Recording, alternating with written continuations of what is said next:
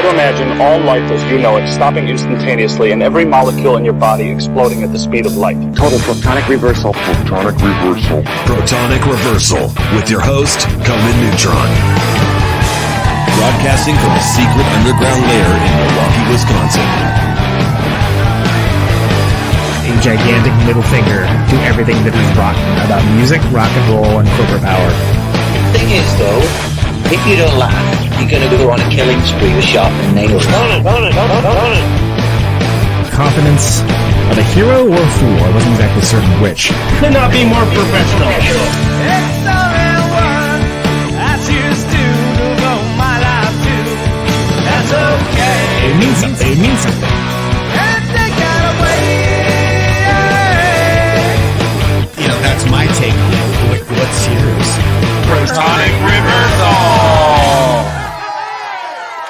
That's like a science thing, right? Indeed it is. It is a science thing. It is a science place. It is a scientific fact that we're all up in your face. It's time once again for the one, the only Protonic reversal. Welcome to it. Welcome to it. Additionally, welcome to it. We got another transatlantic episode for you tonight, and that's always exciting when that happens, and it's always doubly exciting to schedule it. So I'm glad I was able to make it happen because we've talked about having these fellas on for a while, and it's an interesting scenario where I know one of them from for a while, and one of them somewhat recently, but they're doing cool things together now. Ooh, how mysterious! If only we knew what it was. Well, of course, you do know what it is because it's a podcast and you see it in the name. But, of course, I'm talking about Ash and Jake from Sugar Horse, and they have an excellent new record. And, well, yeah, I'm stoked to talk to them. So this is what it comes down to. And so we are braving the wilds of different schedules and time zones and whatnot. And we are doing it, man. We are doing it. We are living it. We are doing it. So those fellows are going to be coming down shortly. Before we do that, though, of course, welcome to Conan Neutron's Protonic Reversal. I am your host, Conan Neutron. I'm a rock and roll lifer who has been touring and recording for 24 years, most known for the band Conan Neutron, The Secret Friends. Music is a huge part of my life, and I use the format of this very long-running podcast to talk about music with musicians whose work I enjoy and respect, but who may not be household names. This is episode 404, he said confidently. Yeah, 404, I believe, yeah. And if this is your first time listening to the show, archives of it are available for free. No ads, no sponsors, no kidding, at protonicreversal.com. However, if you want to support the show and get episodes sooner, you can do so for $1 a month at patreon.com/protonicreversal. And if you like the show, even just a single episode, please feel free to like, subscribe on your platform of choice, or even leave a review. All that helps people discover the show, beats back the almighty algorithmic overlords, and it's just a darn nice thing to do. So word. Again, we had a Freddie from Thank on recently as well. So it's I'm doing my time with jolly old England as it stands right now, and I am absolutely overjoyed to bring on these gentlemen. Ash, Jake, welcome to the show. Appreciate you. Brits. Hey, Brits are here. It begins. It's a trip because Ash, I know you mostly online through friends, through OnlyFans. Yes, no, through mutual friends. But I've known Jake for years. Like years and years and years. A long time. I don't even remember how long. Like a while, though. Let's just cheerily say a while. And I have no idea how, Jake, how let's start with how you ended up playing in Sugar Horse in the first place. Because, again, you're my point of entry for this band, which I realize is not most people's experience. But yeah. So Sugar Horse was already a band in Bristol for like a few years before I joined. They were they were just a really good band in Bristol. But I knew Ash from playing in my old band, New Cowboy Builders, for a bit. Right. And from drinking heavily, yeah. And mainly from drinking. From alcoholism. Pretty well. Mainly alcoholism. me and Ash became friends through drinking. Yeah, basically, and talking about music. And one night, while drinking, he basically asked me to join, and I'm convinced still to this day he regretted it the next day and went. Just remember that. No take backs. No take backs. Yeah, and I pestered him for a while, yeah, and then got to join like 5 years ago or something like that. I think now. So it's been a while. Yeah, for sure. But yeah. That's how, basically, through drinking. Yeah, through drinking. I asked him when we were drinking, and he accepted when we were drinking, and now neither of us drink anymore. So take from that what you will. Yeah. There you go. Exactly. What's that? The cause and solution of all life's problems, alcohol, right? Yeah, exactly. I just go for the cause, but that's ideology. So do you? Do you back Jake's telling of this tale, Ash? Does that sound about right? Yeah, pretty much. He was the original idea was getting him to play keyboards, which he does. Yeah, but he mainly plays guitar. Play keyboards. Yeah, like he insisted on playing guitar, which I was unhappy with to begin with. Just to have another guitar, yes, around, stepping on my toes, man. You know what I mean? But yeah, pulling that Steve Vai and Crossroads. You could actually play. Yeah, I came to accept it after a while. Right. Now it's fine, absolutely fine. It's fine. It's fine. We allow it. Well, tell me a little bit, because again, the band kind of came to my attention when Jake joined. I'd heard the name. I really wasn't that familiar. So how did Sugar Horse get started? It started around 2015. Mm-hmm. Me, Chris, the bass player, and Sav, the drummer, went to uni in a very posh and expensive city called Bath, here in the UK. And then after we finished uni, we could not afford to live in Bath anymore. So we moved to Bristol, which is like literally like an hour to the west of Bath. Not even an hour. It's like 20 minutes.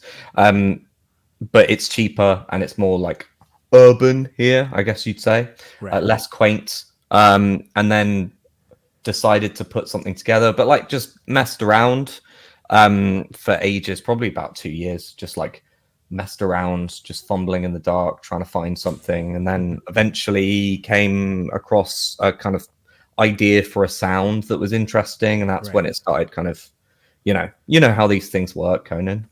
I do, yes. It's like it's nothing and then it becomes something. You're like, oh, this appears to be something. How fantastic! Exactly. What a lovely time. Then probably we were probably going like semi-seriously. I'm doing inverted commas for those just listening. Right, of course.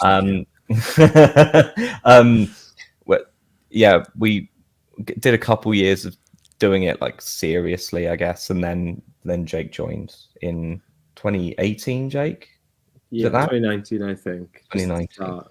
Then it got really serious. Right. Yeah, really serious. Now, serious is a hard you won't believe how serious it is now, Conan. Yeah, it's no joke. This is no joke, people. Shit's about to get real. Yeah. I'm tearing up just thinking about it. Staunch characters, one and all. Well, and I feel like there's an idiom that the band travels in where it's, heavy music, but there's a exploration of space. There's it's not just the same five bands. It's going to be like in the crayon box to pull out of, right? And that always appeals to me as someone that I think some of the almost my favorite bands are all ones that are almost outliers in their genre. They end up like pushing that genre forward in some way, shape, or form. We're changing it completely.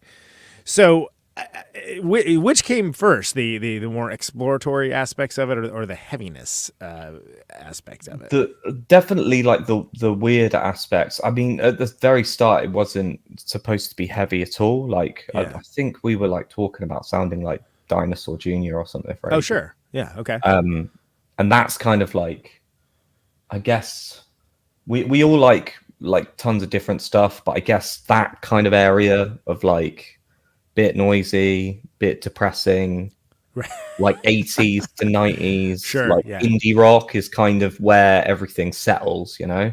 So the heaviness is kind of weird in a way. Like it's like I've said it like a million podcasts now, and they're always like metal podcasts as well. Yeah. I'm like, none of not us... this one. If you listen to the Dave Lombardo episode, people are like, oh, this is not a metal podcast at all. What was your first clue?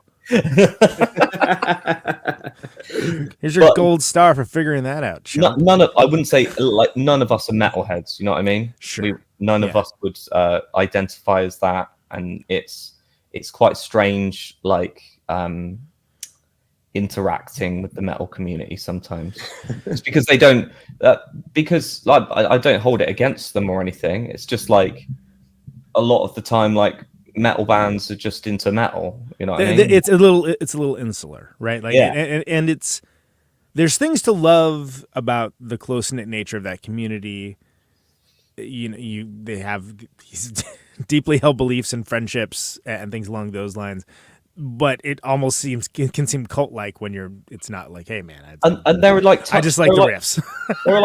there are like cultural touch points, like band touch points that you would be talking about, like assuming like the National, right? We'd all know who the National are. They're like an insanely big band, like literally millions of people know who they are. Sure. I've been in a room full of people talking about the National once, and they've been like, I don't know who that is. And you're like, music to buy slacks to? Anyone? yeah. Right. But like how I don't understand how that's happened, but I don't know. That's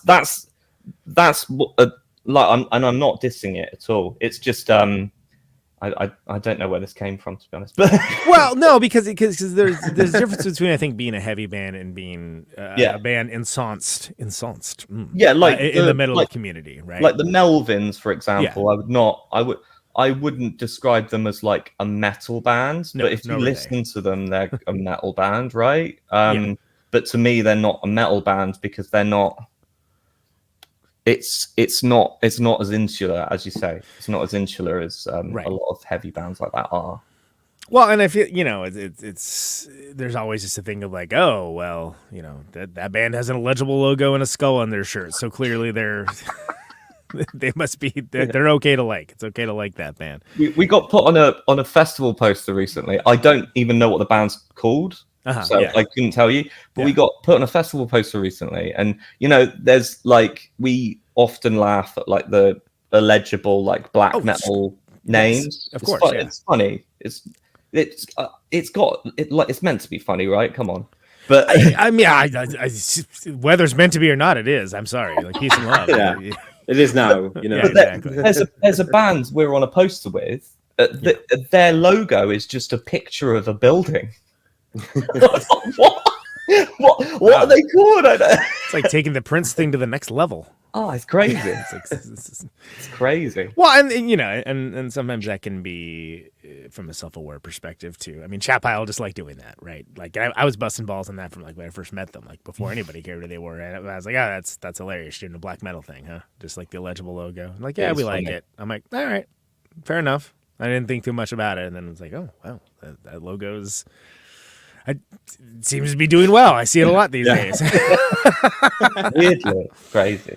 But they have both those guys have like a self-awareness of it, as well as like a deep love for that kind of thing as well, and that's one of the reasons why it works for them. I don't think it works if you're coming at it from the perspective like a musical tourist or something along those lines. Maybe it wouldn't be as well received. But there is something to be said for, because I love a lot of heavy bands, for sure. And most of the heavy bands that I personally like are all kind of the freaks, nerds, and weirdos of their specific group. And I you know, whatever. Those are my people. The freaks, nerds, and weirdos.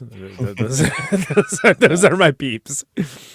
I mean, Jake, I think back to like when I heard Pink City for the first time. I was like, "What the hell is this? It's great." Yeah. But like, I mean, it sounds Definitely like those made dudes. freaks, for sure. Yeah. It's very unsettling and off-putting, and that's kind of like how a lot of heavy music should be, right? Like, sure, that's the good stuff. I think that makes you think, who made this and why? Well, I think about like, and I know you know them well. Like when I first heard Godflesh, right? It was like, what is happening right now? What is this? Yeah, like what is occurring? Yeah, bands like that are great. Not bands who sort of just sound like they're trying to be heavy or something. If you know what I mean. Yeah, you can just sum it up in like one sentence. Oh, it's this. Okay, there you go. I think exactly. I could say 3 incredibly dismissive things about 3 very good bands right now, but I'm not going to. Please continue. But I could do it in 2 words. It's like name that tune, but for being a dismissive asshole. I can dismiss that band in 2 words. I forget who said it. But there's a critic a few years ago who said there are metal bands that are influenced by metal bands, and there are metal bands who are not influenced by metal bands. And I think the latter is the kind of metal bands that I tend to like. Well, when I hear Sugar Horse, like I think of it as almost like the more out there Neil Young stuff, if anything else, as far as like how you guys seem to approach it, which especially when it gets more exploratory. Jake gives the thumbs up to that. Yeah, but I was going to say, absolutely. Or Sonic Youth, or Youth. like. Yeah, there's a number. Any bands that kind of play well, because that's the thing is I feel like generally speaking, for music that has the trappings of rebellion attached to it, it tends to be a very conservative idiom in a lot of ways. Yeah, it's very true. It's very true. I mean, it's like hate on me all you want, boo all you want. I've seen what makes you cheer. It's fine. I mean, like it's for my personal sensibilities. Not everyone wants to be challenged, though. And that's fine too. That's good. But I think you guys, you walk a nice line where, you're pushing things a bit. You're making it interesting for yourselves. You're making it interesting for the listener. But it's if all you care about is, oh yeah, good riff, man. Great. They got those too.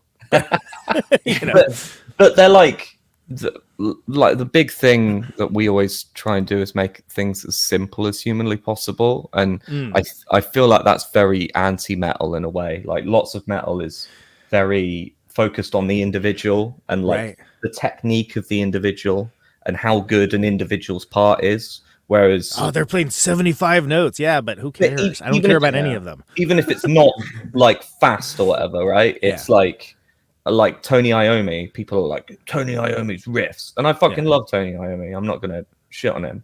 But it's like, it's very individualistic. It's very focused on that band member. And he's at the forefront, or like the drummer's at the forefront for a section. And everyone focuses on the parts and the musicianship. And yes. I'm like pretty much anti that. I know Jake is as well. Yeah. And where it's more about like the collective, like the whole, what the entire band is doing, the like entirety of the sound. I almost like to think of like music as like if you can remember this far back into your childhood, but can you remember when you listened to music for like the first couple years of your life, and and you couldn't tell the difference between any of the instruments? I almost kind of long for that in a way, you know what I mean? Where honestly, and it took really until I started playing an instrument to even be able to differentiate which one is a bass and which one is a guitar. Like I was like, I don't know, it's all just there. Yeah, I'm the same. I've still got such a bad musical ear for like tuning, and like, it's terrible. I like what you said there though, because I think that comes through the band. It's like some bands are like, it's a lovely assemblage of parts. How nice for them. But I feel like there's definitely an overall presentation with Sugar Horse that the individual parts combine to make something greater. And I think back to, this is going to seem like an odd comparison, but like the band Fear. If you listen to Fear, like the individual guitar parts, like that's the dumbest thing that I've ever heard. Yeah. That is like developmentally disabled as a guitar part, but then like, when you put them all together, it's like, oh my god, that's genius. That's amazing. There's like no, even especially for like a punk band, nothing sounds like that. So anything like that where you have again the individual part maybe not worth celebrating or making like a YouTube playthrough video of it. But you have something that brings a larger vision forward and a larger sound that, again, it is a band. Yeah, it is literally in the word. You're banding together to make something greater than the sum of the parts. That's how I look at it. Really, yeah, for sure. Like it has to sound like it does sound like a band because that's kind of we're always thinking about the bigger picture all the time. I would say, and that's alchemy too. Because if you change any one aspect of it, change any one part, then like, well, it's the whole. You know, you could over season the soup if you're not careful. You know, the big example of that for me is like Joy Division, right? Certainly, yeah. You take out any like the singular instrumental parts from any Joy Division song, they're like, this is like, what is going on? Oh, like, yeah. Like if it would just sound like Peter Hook is just going ham the entire time. Like, what are you? Is this a band? Yeah. What is this? Yeah. You know, and like the drums are just like that's so perfunctory. That guitar part's stupid. Like, you know, what's this guy? Is that singing? Exactly. But all together, it's like it's perfection. You know what I mean? Yeah. So, yeah. No, I like that, and you guys also have a nice like authority to what you're doing. Like you're welcoming people into the party, but it isn't necessarily something where somebody has to, fill out this questionnaire to make sure that you can like listen to this music. You know what I mean? And I think that's I think that there's a lot of reward, short-term reward for people just kind of like, oh, I'm making this kind of band. And I've always found that kind of sad. Like that used to be something we clown on people for. Be like, whatever, you just sound like that, huh? All right, what's it going to be next week? You know? And I mean, you guys have your own distinct and definitive sound that is very grown into. And again, it may not be everybody's cup of tea, but I mean, if it was, like if you're making something and you're trying to be everything to everybody, you really end up being nothing to nobody. Mm-hmm. That's kind of important too, right? Yeah.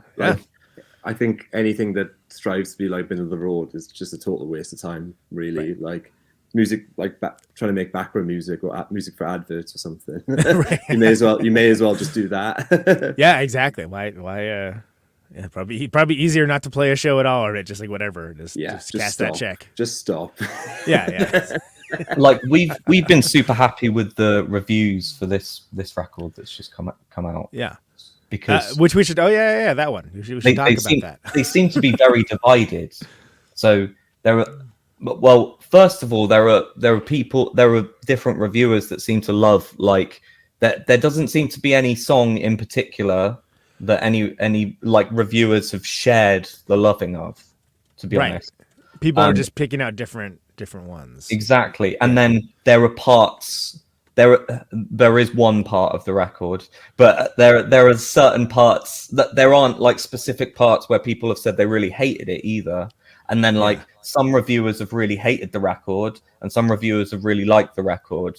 So it doesn't seem to have much middle ground with people, which I think is a good thing. I think there's nothing worse than a 6 out of 10 record. I think that's shit. You've not. Yeah, indifference is the worst possible response. In my opinion, you failed at making effective art. Like effective art is 0 out of 10 or 10 out of 10. It's not like in the middle. Like you failed. You know. So. No, I mean that makes sense to me because you're talking about something. If you're trying to affect a emotion or affect a reaction, it's not going to be for everyone. I mean, some of my favorite records of all time. First time I heard it, like, what is this crap? Get it off of the speakers right now. For sure. And they're usually the ones who become like your favorites, right? Yeah, and a week later, I'm like, I can't stop listening to this. You know, and that's happened more often than I like to admit, even in the modern age. And I think that there's something to be said for that, and there's something to be said for, you know, drawing your line in the sand of like, look, we're over here, and if you want to come over, we're over here. But we're not going to appease, we're not going to placate, and we're not going to pander. But also saying that, we're making us sound to people that like haven't heard us before, like we're like US Maple or fucking right, House, exactly, or like House or something. You know what I mean? Sure. There's it's lots of like choruses and singing and stuff. So yeah, well, yeah, and I mean, again, it depends on who your audience is, who your frame of reference is, right? You know, like if it's someone that's like at like the heavy rock show, it's going to be a lot easier to understand than maybe somebody whose favorite band's The National. Yeah, well, I don't want to. This is me being a bit self-conscious, where I don't want to come across like fucking Tom York, who thinks he's like he's like Philip Glass or something, but in reality, he's the guy from Feeder that learned like to play a bit of keyboards. You know, it's sorry, that's the only Radiohead dig I'm going to do in the podcast. I promise. So far, man, just 25 minutes in, you know. Yeah. One down. When got a list. Sorry, fellas. I've got some important things to say, and I'm going to say them. List of people Ash hates. Let's go. No, but I think it's, you know, it's yes, and people do definitely have delusions of grandeur, right? Especially in this world of the elevated celebration of the individual without celebrating the needs of the individual that we live in. That, you know, it's a preach, brother. It's a thing. It's a thing. Thank you for my TED talk again. Thank you. But it's notable, right? And it's notable, and it's worth exploring that you can have both ideas in your mind. You can stay true to your internal compass. You can do what you want to do. But also, like, at the end of the day, it's a bunch of fellas up there with like guitars and drums and bass, rock right? music, you know, yeah, rocking out, yeah. Are you rocking out? Yes. Rocking Okay. the fuck out. Sounds like a rock band. Yeah. Okay. You know. Yeah. It's like, and that's fine. There's nothing wrong with it at all. It's everything to love about it. I mean, I think exactly. I'm down for the folks that love that kind of thing, such as myself. Then it's gonna be great. I do want to get into the new record and kind of go in depth on it because it is still freshly out, very freshly out. So freshly out, no one's decided on what the song they like is, I guess. But yeah. Or if it's good, really. Yeah. Opinions differ on world shape, right? I think they've come to a consensus about the end, though. But... Okay. We'll get there. We'll get there. But before we get into that, let's talk about some of the older records too. Just like it doesn't have to be like a we don't have to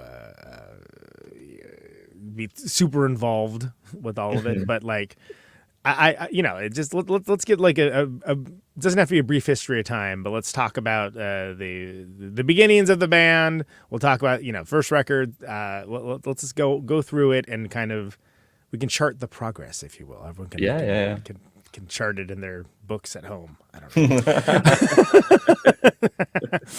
know. So tell me about the first one. Tell me about. Hold on, let's see if I can pull it up. This.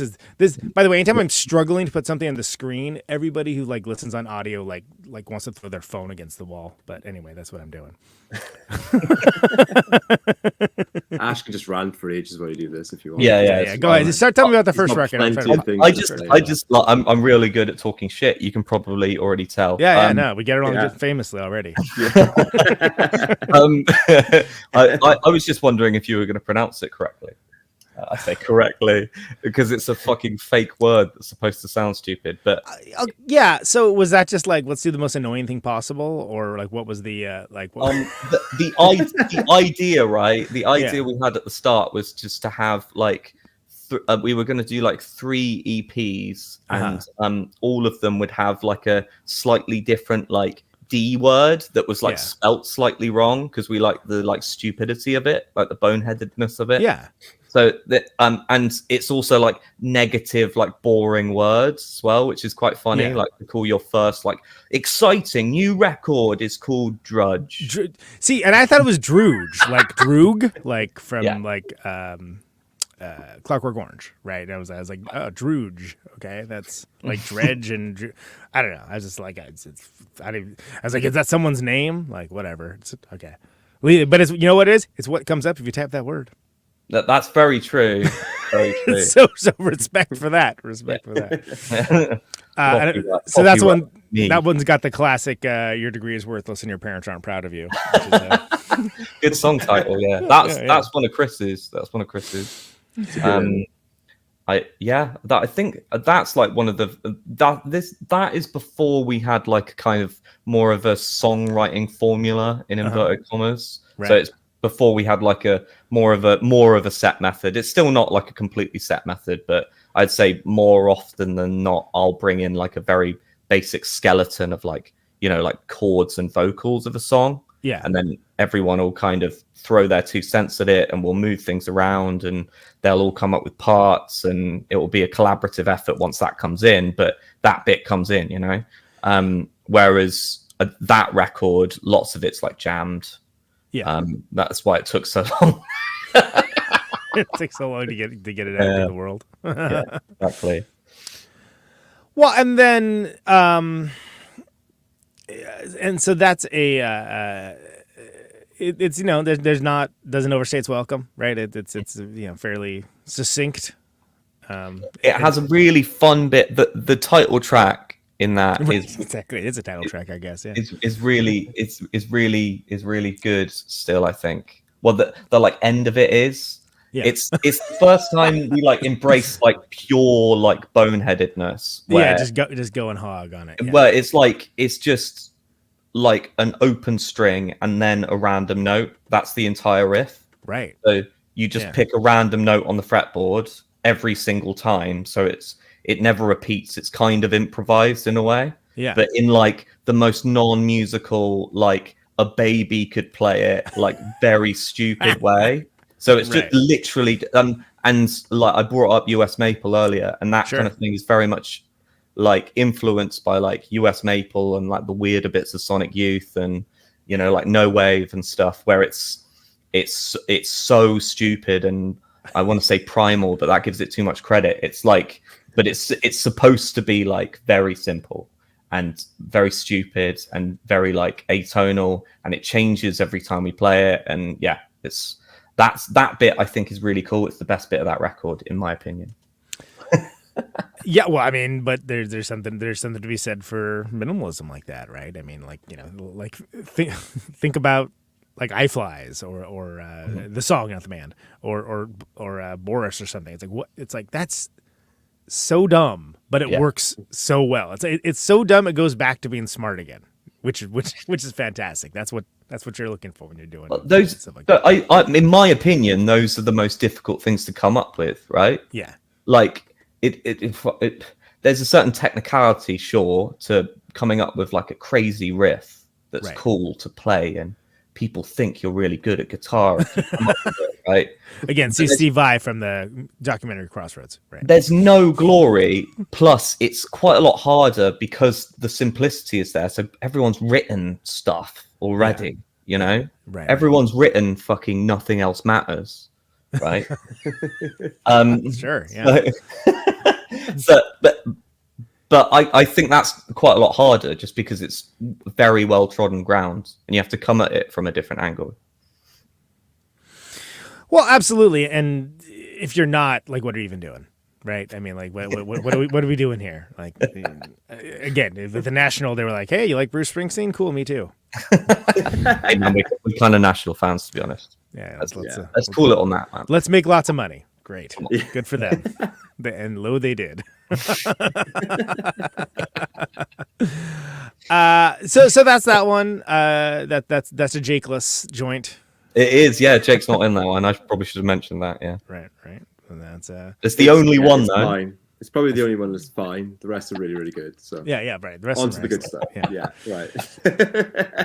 So you got a couple singles. And is it Drugs? That's the next one. Am I missing one? Oh yeah, you're right. Yeah. Okay, yeah. Yeah, that was the first song we worked on. Like when I joined. Yeah, I've listened to that recently, and it's kind of mad how like goes on a bit, doesn't it? You know what I mean? Yeah, it's a bit much. It is a bit much.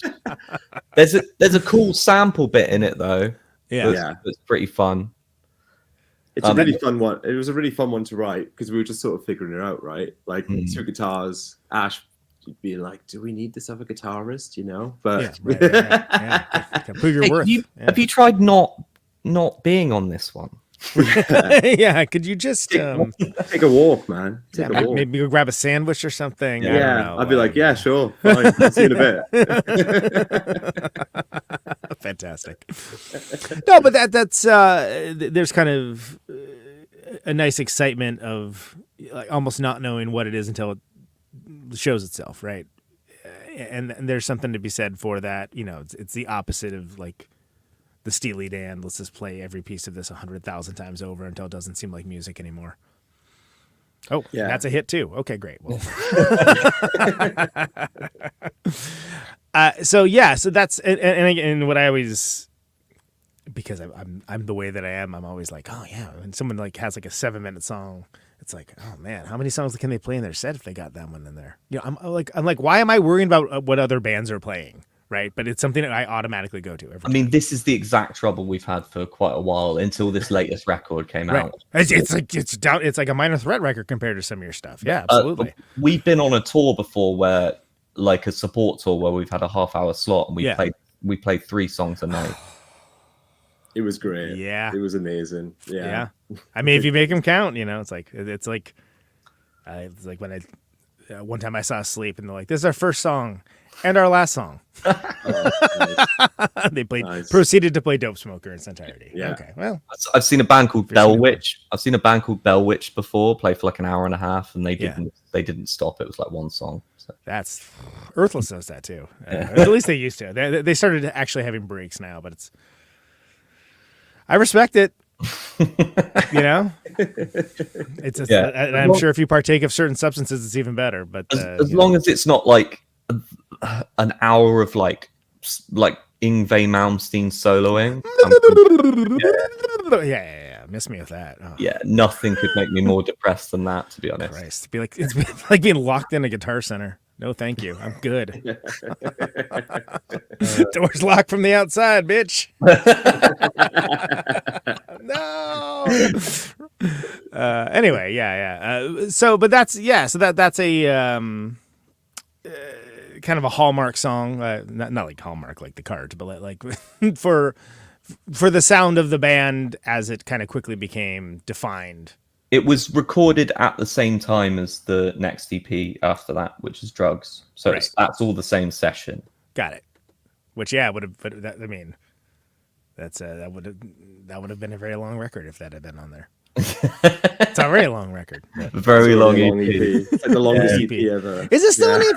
What's the time? Because there's like multiple songs over 6 minutes. I know that. Yeah. Mm-hmm. Yeah, it's an EP. There's like 4. Is it 4 or 5 songs on there? 5? It's 4. So according to Bandcamp, it's 5. But, is it? I can't remember. Here. Oh no, because there's Dog Egg at the end. I always forget. Yeah. I feel like and that's like a minute, or that's very short, but compared to everything else or something. Yeah, that's one of the most difficult things about this band is working out how to fit records onto vinyl. Yeah. Oh God, that's right. Because you got, I mean, if you want to really sound good, you got 18, and you can push to 22. And anything after that, you better not have any bass at all. There's a couple real good presses here in the UK that can work with 22. Okay, good. That thank fuck, because you'd be boned without that. Yeah, absolutely. Yeah. That's no joke. That was the first. So the Drugs EP is the first one that we actually put out physically, like on vinyl. Which is cool. I've still got copies of that. If anyone wants to buy it, copy's still available. Yeah, there's still some in my attic. Please buy them from me. Yeah, and that was one that Richard Branson, The Sky with Diamonds. Oh yeah. That one was good. We haven't played. Well, we haven't played any of that in a while. We brought out the song Drugs relatively recently, maybe a year or so ago. Yeah. It's quite a fun one. Yeah. That's the first one where we did the Mogwai rip-off thing, where you go like really, really quiet, and then instead of building to a big crescendo, you just go like all of a sudden really, really loud. Yeah, semi-truck hits the hits the big thing of water and it explodes everywhere. Right, which is some of the funnest stuff to play live when like we like to play very, very loud live, which is fun for us and not fun for anyone watching or attending or working at the shows. But yeah, if you're playing a very disinterested gig full of people that don't really care about the bands, the quiet bits, I like watching everyone be like, oh, we can talk now, this is nice, we'll just chat to each other and stop paying attention, and then you just scare the shit out of them. And then just that's always good. That's always a bit of a fun thing to pull out. Yeah, when you're doing support and people are trying to stake their position out up front, and then they're like, oh, awesome, this is not good. Oh, and then it's like, all right, how bad do you want this? Prove it, because here it comes. Here comes the semi, canonically established. This is good. So that's drugs, and that's again that's maybe an EP, but it's, I mean, God, you could fit 3 minute EPs. At least, and it's long. Singles collections. The entire Minutemen back catalogue in that EP, I think. And I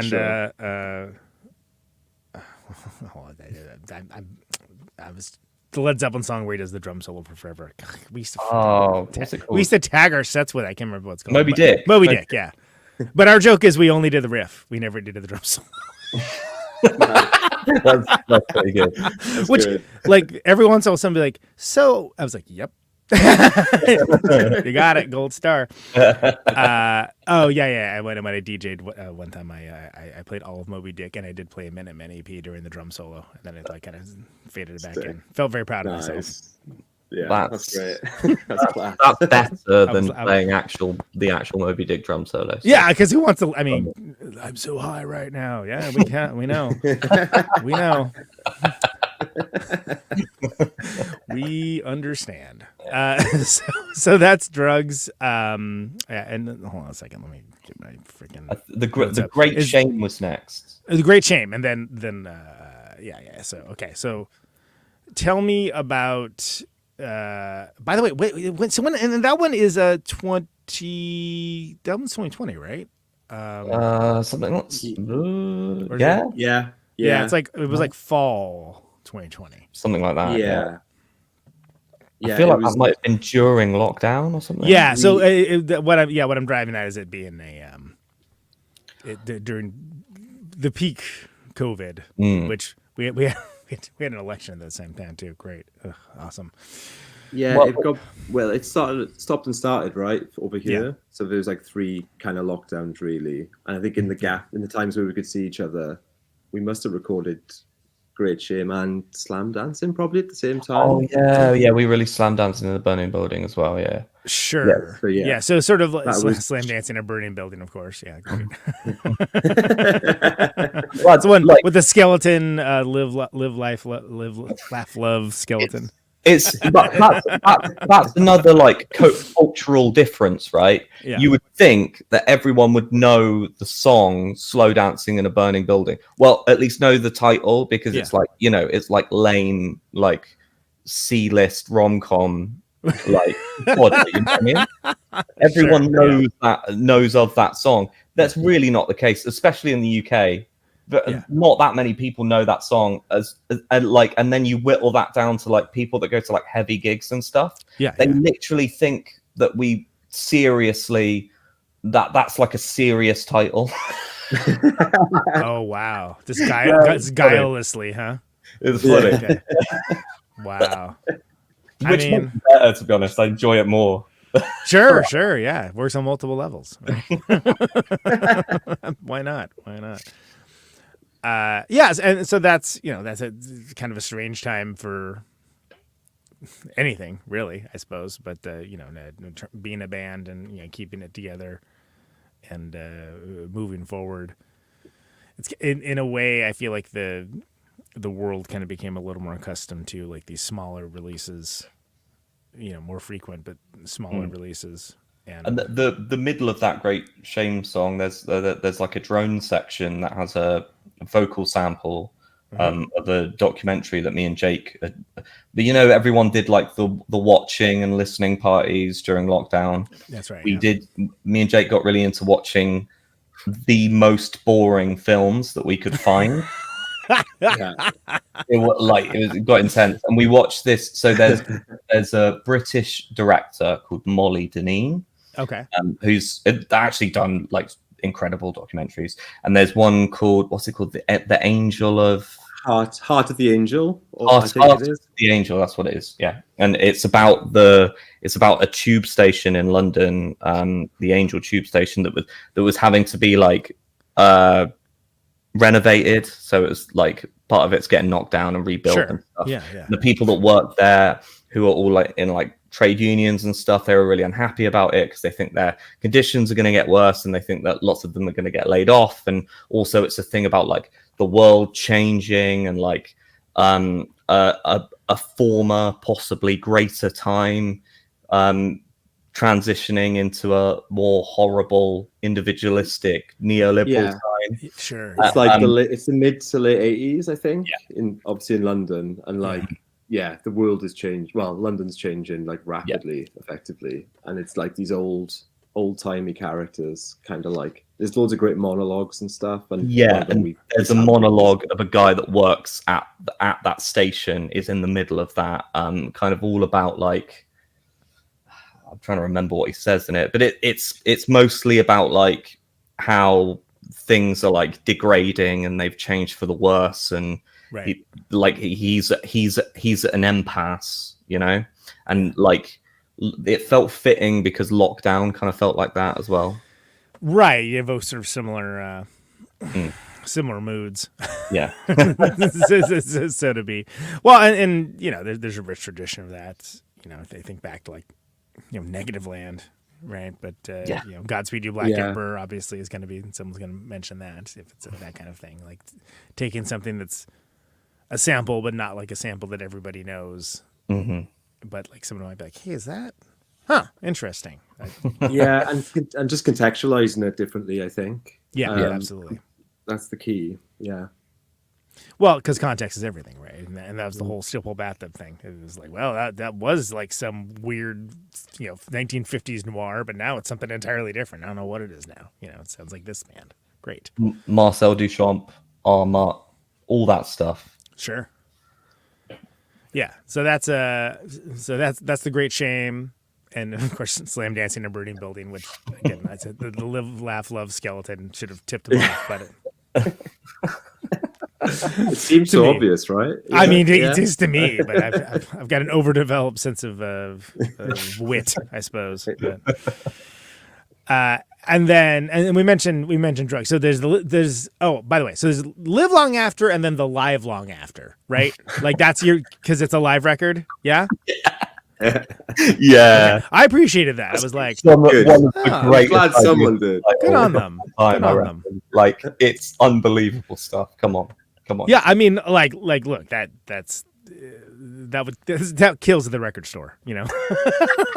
Like, it's the name of the live record. Okay. For the listener who hasn't seen this before, the only difference, obviously, those two words are spelt the same.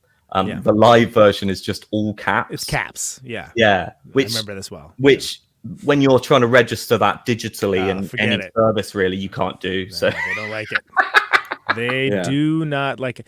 I had a song on the single series called Recant, which I said has to be characterized as all caps and as many exclamation points as possible. Nice. Digital aggregators like, no, you can't do this. And I think I eventually got it where it was proper cased and one exclamation point. I'm like, I feel like my art is being compromised right now. It's not a good feeling. Because even when we get the master back, it was like, it really should be this. It's like, yes, all caps and as many exclamation points as possible. It was like at least 3. Don't do that. You are literally fascists burning books. Exactly. You're suppressing my freedom of speech. Exactly. Yeah. But yeah, the aggregators like, this is rejected. Fix this. And it's like, no, it's correct. I know it's correct. Lord help you if you ever have like a something that's spelled wrong intentionally too. Oh no, forget it. But anyway, yeah, the struggle is real, but it works on platforms like Bandcamp, where again you can see the visual gag of it. Because it's a live record. I got it immediately. Nice. See. It seems so obvious, right? But you'll never get rich and famous catering to stuff I like. That's what I'm going to say. So take that what you mainly go for, to be honest. Like, right. Yeah. Music heads. Yeah. That's it. Everyone else. Everyone else can. Everyone else can fuck off. Exactly. But the Live Long After. So tell me about that one. That's like late summer 2021, right? Somewhere around there. That's what's got Shouting Judas and Bob Dylan. That's a good one. Fat Dracula. That's right. Speaking about jokes for music heads. Like yeah, absolutely. Phil Spector in Hell. Great. Yeah. So where are you guys all at with that? At that point, you're playing together more regularly. You're able to do stuff. Just after lockdown again, really. You had a lockdown. A bunch of people here just pretended like nothing was different and just, okay, that's what we're doing, huh? Didn't have that on my bingo card. So we technically had a lockdown, but it's like, is it a lockdown if people just do whatever they want? Yeah, but freedom, Eagle, man. Yeah, come on. Exactly. I don't know. I did my own research. Asterisk. Watch some guy on YouTube. Yeah, join some Facebook groups, right? I'm getting mad just thinking about it. Yeah, go. But anyway, y'all's record. How was that? At least no one died. Right. Yeah. No, exactly. Certainly not by the truckload. Yeah. Yeah, sure.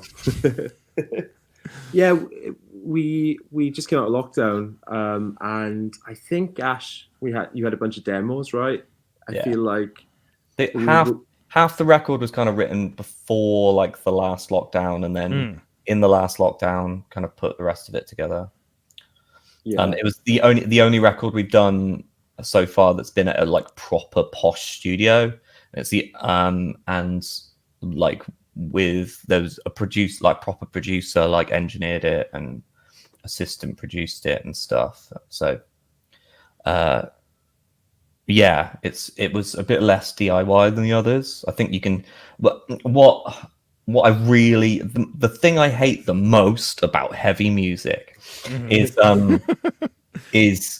when you can't like people spend like thousands of pounds to go to like the nicest acoustic room of all time and record a drum kit and guitars all close mic'd, and you're like, why did you do this? Why are you even doing this in this room? Yeah, you can do this anywhere. You can do this in a closet. Yeah, anywhere. You know what I mean?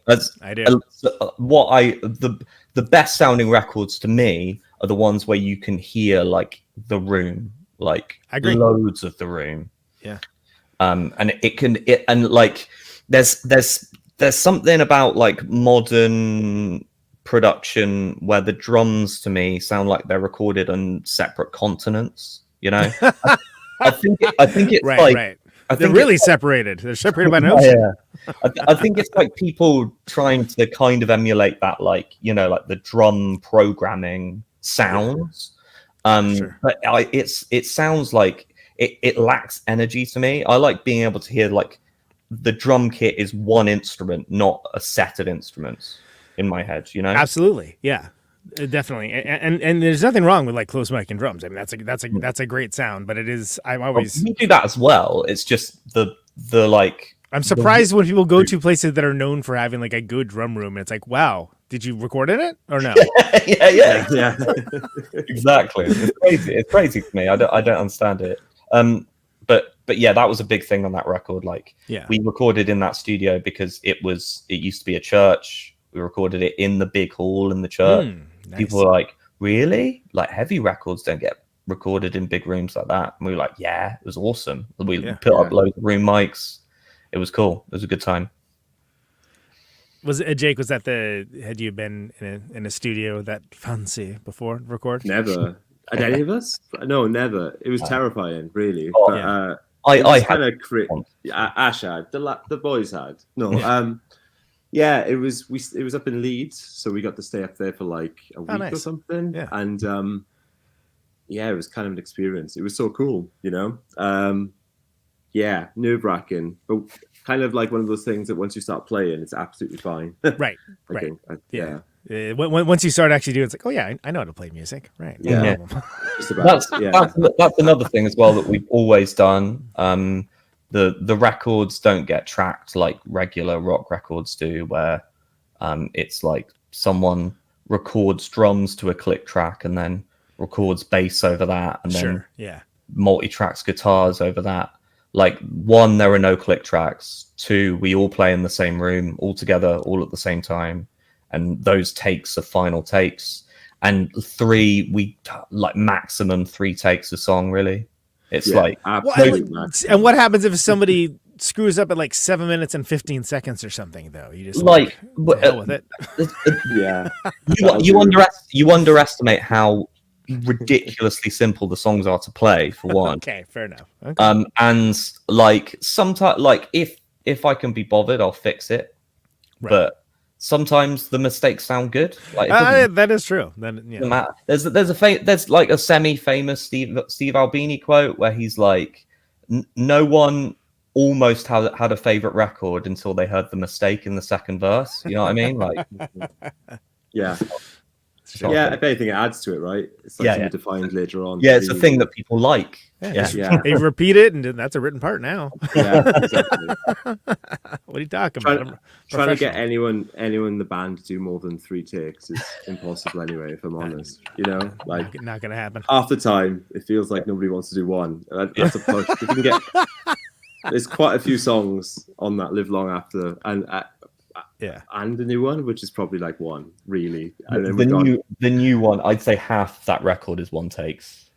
And usually we go, that'll do, or that's what it's meant to sound like. That seems fine. So that's enough. It's enough. Isn't it? Yeah, that'll do. That'll do, pig. That'll do. Well, and that's and I think that's that's a record seems like resonate with people. You know, people like seem to take to it. You know, I definitely was like, oh, they're gonna mention Godspeed You Black Emperor. They're gonna mention Ocean Size for some reason, and then they're gonna like. But it was like all it seems like it connected with people in the same way, and people were going to engage with it on their own terms, and that's there's worse things to be compared to. It's not like anyone is saying it. It sounds like Mudvayne. What are you talking about? Mudvayne. I think like half of that record is really good in hindsight. Mm-hmm. Like there are really good like points in it, but I don't think it's quite fully formed yet. I don't think we're fully formed like sound and writing wise until the EP after, pretty much. Well, so let's talk about that one, because I think that's. I'm glad you said that, because I do like that record a lot, but it was like, oh, it seems like they're turning like a corner, like they're going somewhere now that it's not that they weren't before, but they have it kind of like finally honed. What was it? Is it Pictures of Dogs Having Sex? Is the yeah, which is, if people don't know, it's the famous like internet meme screenshot. Right. Of the guy that tweets that instead of Google searching it. Right. It's a pretty deep nerdery as far as that goes. But respect. Again, when right over people's heads, I'm not really sure why. Exactly. How? Come on now. Keep up. Keep up. First of all, how dare you? Secondly, okay. But yeah, so Waterloo Teeth, right? That's the and you have there's a Damien's on that, I know, and you had a bunch of guests on that one, if I remember correctly, right? Adam, Dev's on there. Yeah, that was kind of the idea behind the record. It's like we tried to cram in as many guests per song as we could. Yeah. I think the original idea was like 3 per song, but some have more than that. There's a ton of people on it. How'd you like that process? Ash loved it. Ash, it was like his favorite time being in the band. He always goes on about how much he loved it. Yeah. For people just listening, Ash is looking really excited right now. Well, because it's like a puzzle, right? It's like a puzzle that you're making for yourself, as you also say. Yeah, every second was a dream. Yeah. It felt like a really fun, like artistic idea from the outset. Yeah. And I'm glad that it turned out well. But in the middle of like emailing a person for the 8th time in 8 days about a part that they'd done apparently but hadn't sent me yet. And then having to email them back once they had sent it because it was in the wrong format, etc. Ad infinitum. Nobody talks about this part of the process. Yeah. I'm glad you are, because times 3 people times 4 songs. Yeah. Do you think playing in a band is too organized and your communication is too efficient, and you don't have enough wild X factors coming in out of nowhere to screw up your day? Great. Yeah. Add a bunch of guests in. Yeah. Yeah. Or so I hear. Yeah. Yeah. It was fun. Results are great. It came out good. It came out good. Again, there's a couple moments on that record that are really good actually, and they like changed a bit of like I think our perspective on songs. Like there's a song called Gutted on there that has this middle section in it. So basically we did all of the skeleton of the songs and then just purposely left stuff out of them so people could put whatever they wanted over. So we just send them the song and be like, do whatever you want over this. Right. And there was a singer called Nuala Honan, who's like a folky, bluesish, country-ish singer that Jake knows. Yeah, based in Bristol. Yeah, and we were like, do whatever you want over this song. She basically deleted the middle section and then wrote her own bit and then sent it back. That's bold. She was like, I'm so sorry. If this is too much, just tell me. And I was like, nah, that's fucking awesome. See, but this is an important thing. And this is some free advice for people that want to collaborate like this in the future. Leave space. Yeah. Exactly. Because I've had things where like, oh, we really want you, we want you to be on this. I'm like, okay, cool. Where? Yeah. Where would you like him to be? Oh, just, wherever you want. Where? There's like every available like second is like filled with stuff. Like you like that's not gonna work. There's 8-part guitar harmonies all over the song, isn't it? Yeah, like what? You want me to like tag it or something? Like Her Majesty or something? Like, great, I'll do that. Like, I mean, this is like there's no room anywhere. What are you gonna do? What's this mix gonna sound like? It's ridiculous. And I was never asked back to host the Academy Awards again. Like even those songs are written with that in mind, in a sense. Lots you kind of have to. Really stripped back in terms of like the parts, even for us. Like some of them are just very simple. Skeletal almost, right? Yeah. So you let someone else fill in the musculature. They do all the legwork really for some of them. Sure. No, and that's a cool release because of that, because that's just a different way to work too. It's a different and you have to kind of trust the process, right? Whereas it's like okay. Right now, this doesn't sound like much, but this will turn into something at some point, and it'll be lovely when that happens. Yeah, and it could have gone terribly. Like, I think there's always room for failure. Yeah, the rule of thumb, and what I told people, like what we told people when we sent them the songs, is like, do whatever you want in any part of the song you want to, and we will try and get as much in as we possibly can. So yeah, it could have been terrible. We could have just been sent like tracks and tracks of fart noises, which I kind of wish we were. Sure. In hindsight, but that's something we respect that from Damien. Thing. Yeah. He's uniquely well suited for it. That is the sum of his talents, after all. Fantastic. He won't listen this far in. He can't bear hearing me talk for this. He's like, good on them. They're doing it. Great. I'll throw it a like. He ain't listening. Yeah. This is a good test. Actually. Peace and love. I know. Yeah, he's gonna be like, you bastard. I listened all with you. Fart noises. I did send fart noises. All right. It's like that. The producer took me out. God damn it.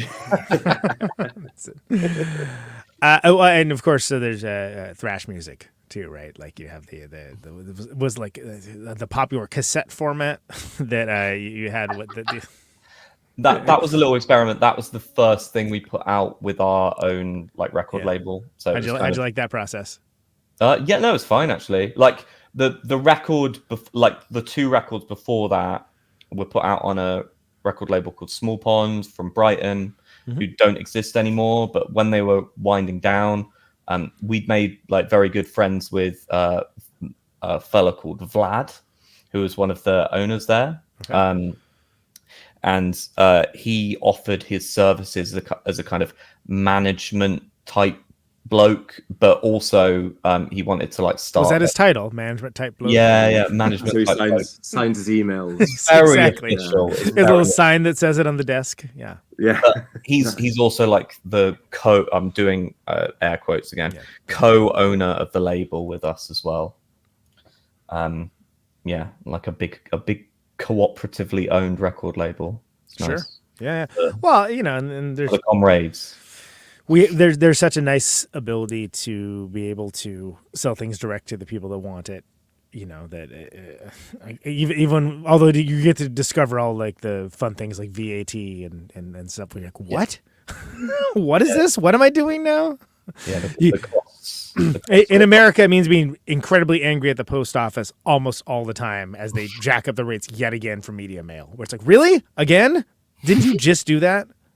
The one of the very rarely good things about the postal system in the UK now, it used to be like state owned, so it used to be nationalized, so it used to be good, but now it's privately owned and it sucks. Yeah, but it does have a really good website that allows you to like print off labels and stuff. Oh, very good. Yeah, because there's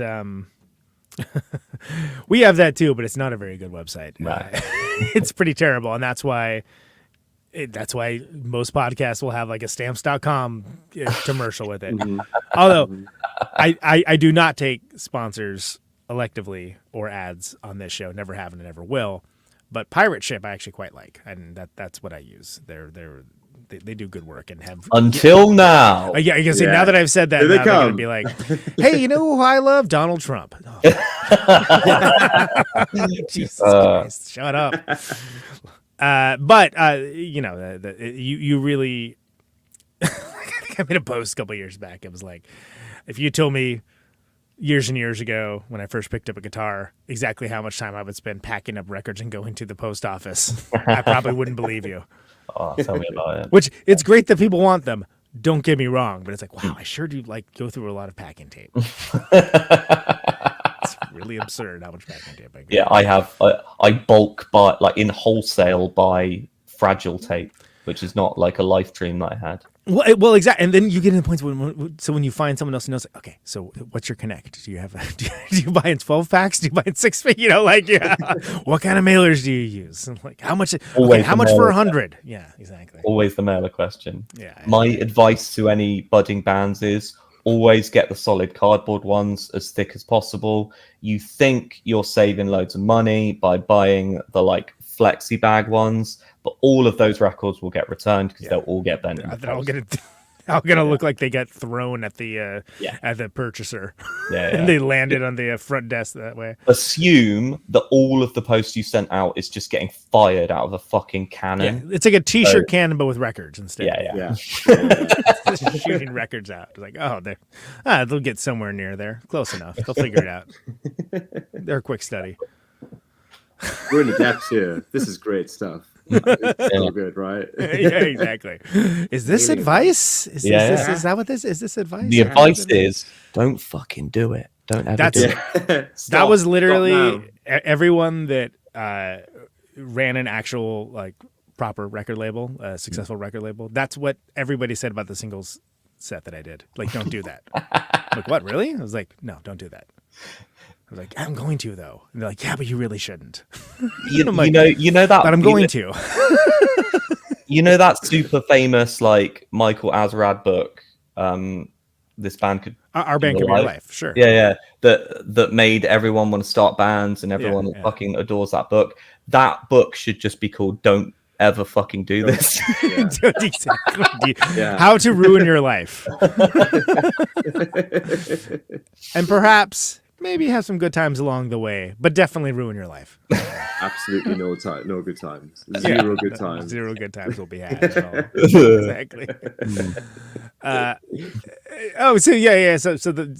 the thrash music cassette, right? Like you got to throw on the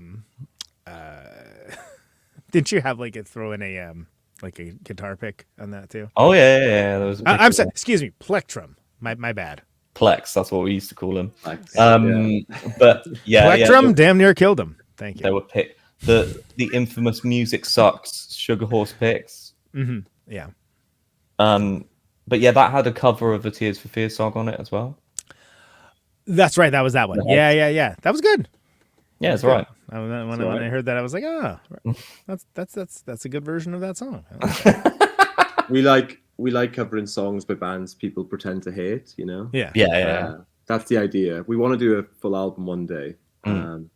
U2, we've done U2 because everyone pretends to hate U2. Done a Coldplay cover once. We've done a Coldplay cover. Wow. Honestly. Wow. We did that on a live stream, actually. Yeah. And, a live stream for like for like a kind of like a prog, like a math rock festival. Fantastic.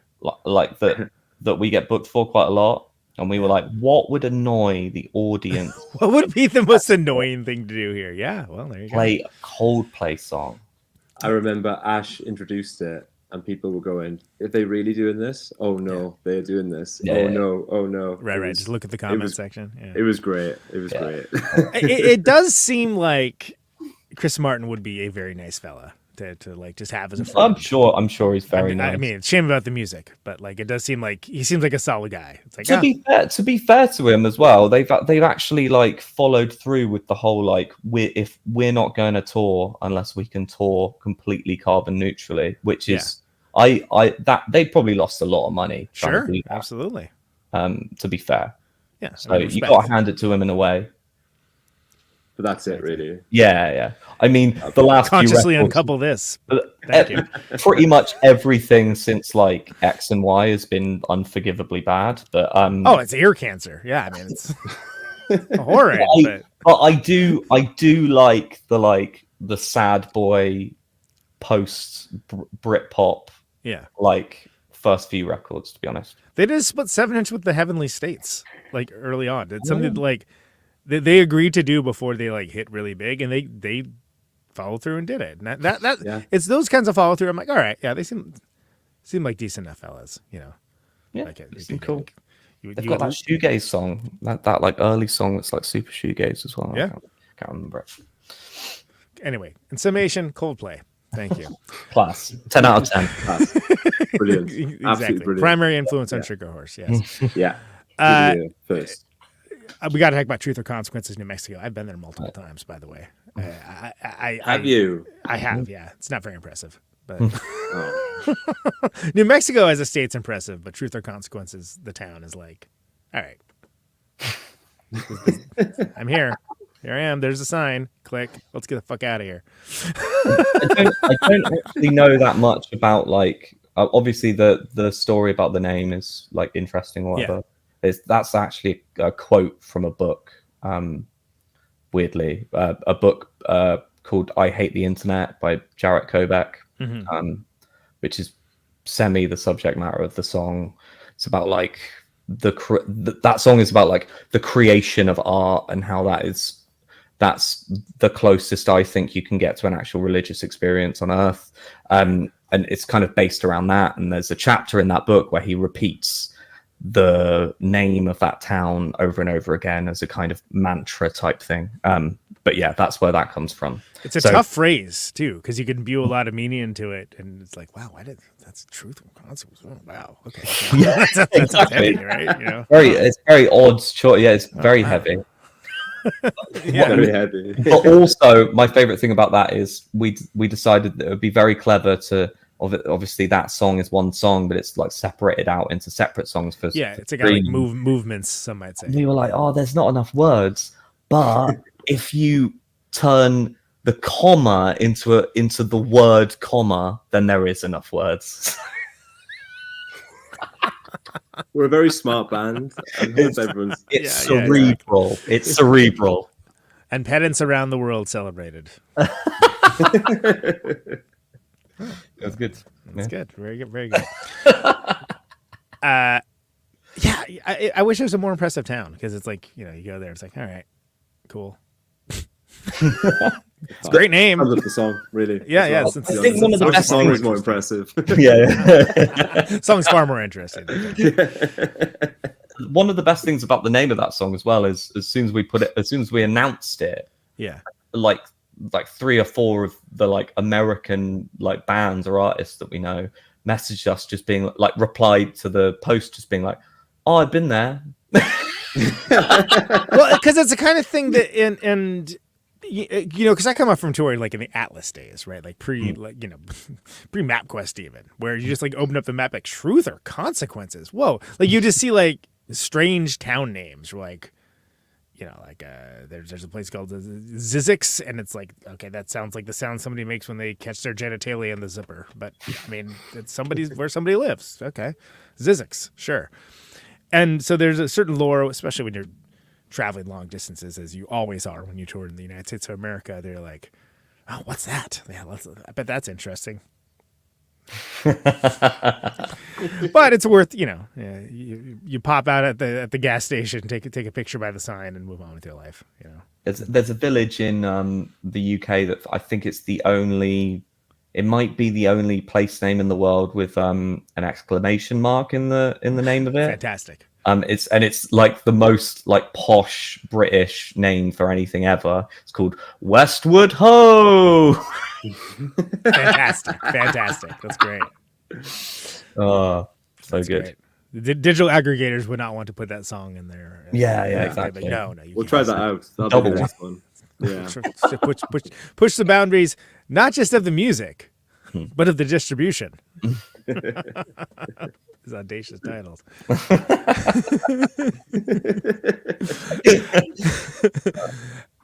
So then, so we you have the sleep paralysis demon, right? Yeah, great, and that's with it's just LLNN, right? That's it isn't. How's that pronounced?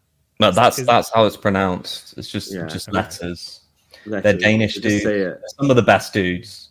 Yeah, some of the best dudes. I will say that. But yeah, they apparently means nothing. So fantastic. Yeah. Well done, fellas.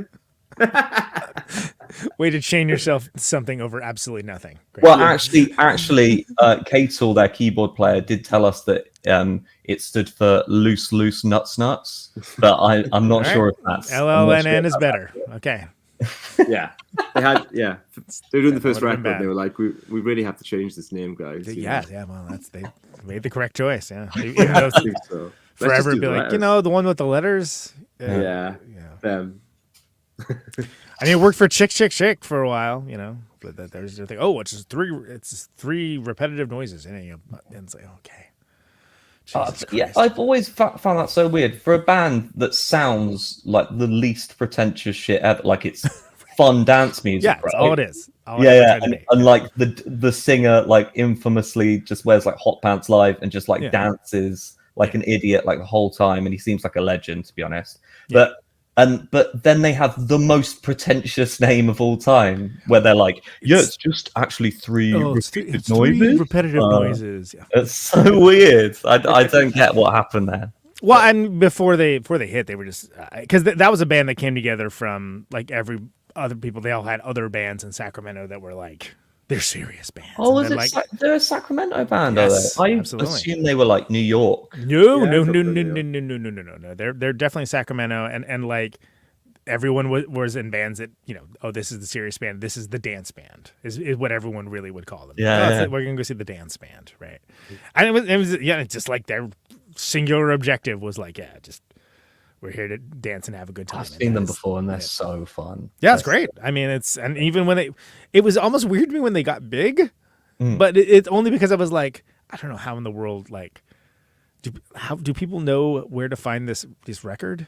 I don't know. There was like a phase that coincided with it in the UK where like there was the US band like Attack, like the electronic thing, and then.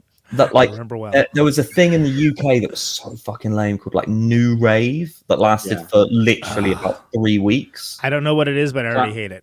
The Claxons, right? Yeah. No. It was loads of dudes in like really skinny t-shirts and like colored skinny jeans. Like that was the whole thing. For some reason, that made it rave music. But all right, yeah, okay. I'm sure loads of dudes in bucket hats were like. Oh my God. Really on board with that. Yeah, exactly. The Jamiroquai outfit. Yeah. All the Cat in the Hat hats you can imagine. I just bummed myself out. We have that effect, man. Honestly. We have that effect. We'll gaslight you into thinking that you've done it to yourself. Right. In reality, it was us all along. Yeah. We gave him the old sugar horse. It's like the old razzle dazzle. Right. So that brings us up to present day. Actually, you know what I could do? I have the technology here. I'm going to put it on screen to talk about the grand scheme of things. Yep. So let's get into it. I think what we're going to do, if you guys are into it, and if you're not, I don't know what we're going to do, is we'll go through song by song, and you both get a turn to just talk about anything like, where the title came from, the recording process, guitar riffs, anything that strikes your fancy. There's no wrong answers. Give a little context into this monolithically heavy, uniquely mercurial UK quartet record. It's written on the screen. So there you go. Just people that might be curious to know more. So again, no wrong answers. And we'll start with the grand scheme of things. The song. Ash, you go first. Okay. Title track. So the general theme of the record, lyrically at least, is my father died in the process, was dying and subsequently died in the process of like putting together the record and writing the lyrics for the record and writing the music, etc. So obviously the grand scheme of things kind of brings to mind like life as a whole and existence in big inverted commas, but it's also like I find phrases that are said so often they lose their meaning quite interesting. So and that is a phrase that he used to say all of the time. Like working class people in England will prefix like every sentence they can with "in the grand scheme of things," and then right? Sure, yeah. So it's like in a way it's almost a joke title. It's just a very clever joke title, I think you'll find. But yeah, it's a phrase that is repeated so often that the meaning only changes, but somehow becomes drained of meaning. It's like a dual meaning thing. It evokes a certain type of person, like I guess like a stereotype of a person in England that evokes my father to me. So it's kind of around that. Jake, what do you got to add to that? Could follow that up. We demoed obviously everything for this album beforehand. I think it was the first time one of the first times we've ever demoed something. I've listened back and like couldn't really believe that was us in a way. It was like one of those moments where it kind of fell into place really nice. Like it reminded me of like, well, Ash always says it sounds like The Cure, but it reminds me of like Bach Psychosis. You know what I mean? That Hex album. Sure. Yeah. And yeah, it just came together really, really well. It's like really clean. I guess conceptually this album as well, as we'll hear from the next few songs, the idea was to start a bit quieter than kind of what people would expect. Right. And I think this was probably set up with that in mind to be the first track, because it kind of, even the way it starts, it just kind of starts on a quiet kind of way and then off it goes. Ash is giving me the thumbs up. So yeah, there we go. Spot on. Yeah. But it generally like doesn't, when you demo stuff, you hear back what you're playing. And this is one of the moments where I was like, wow, that's actually all right. That was one of the first times this ever happened. Yeah, ever in this band. Yeah, there's something there. Something more than just the sum of its parts, I guess. That's good. Why don't you start us off with the next song, which is The Shape of ASMR to Come? Well, yeah. Again, like, I think this was conceptually the idea of it building up further again. And this is the first time towards the end where, like, not heavy, loud guitars come in. I think it sounds like Big Country at the end. That's all I've got to say about it. That's it. Yeah. Right. I was going to say Les Savy Fab, but that works too, It all comes the same way, really. Yeah. It all starts with Big Country, let's be honest. It all revolves around Big Country to us, yeah. Yeah. There's a lot of talk. Now this song's a big. There's a Scottish band called the Twilight Sad. This song's a big Twilight Sad ripoff up until the end, and then like most of our stuff, there's a big Mogwai ripoff section essentially. Right. So that's what that riff is supposed to be. It's supposed to be a Mogwai riff, but Big Country are also a Scottish band. Just want to point that out. I was gonna say, yeah. Well, there we go. So it's very Scottish in song. general. The most Scottish song that we've got, I think. It's actually a song about Scottish independence. It's not. Refused reference. No. Okay. All right. No. Straight up, no. Well, okay. People can look that up themselves. Yeah. Well, all I'll say is the Refused album title is referencing another album. Is very famous. Another very famous record. Okay. Fair enough. Ash, hit me with Corpsing.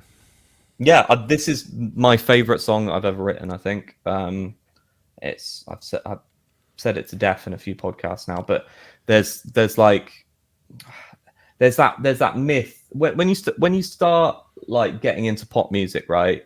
You hear some asshole like fucking David Bowie or Bob Dylan or something be like, yeah, so I just sat down and like a Rolling Stone just kind of came out of me, you know? Yeah. Like I just kind of summoned it, you know? And I always thought that was bollocks because it took so long to like whittle down ideas and form songs. And it, to me, writing songs is a big work thing. Like it has to be a repetitive task. I try and write something every day. Most of the time it's crap. Then every now and again you get a bit of gold.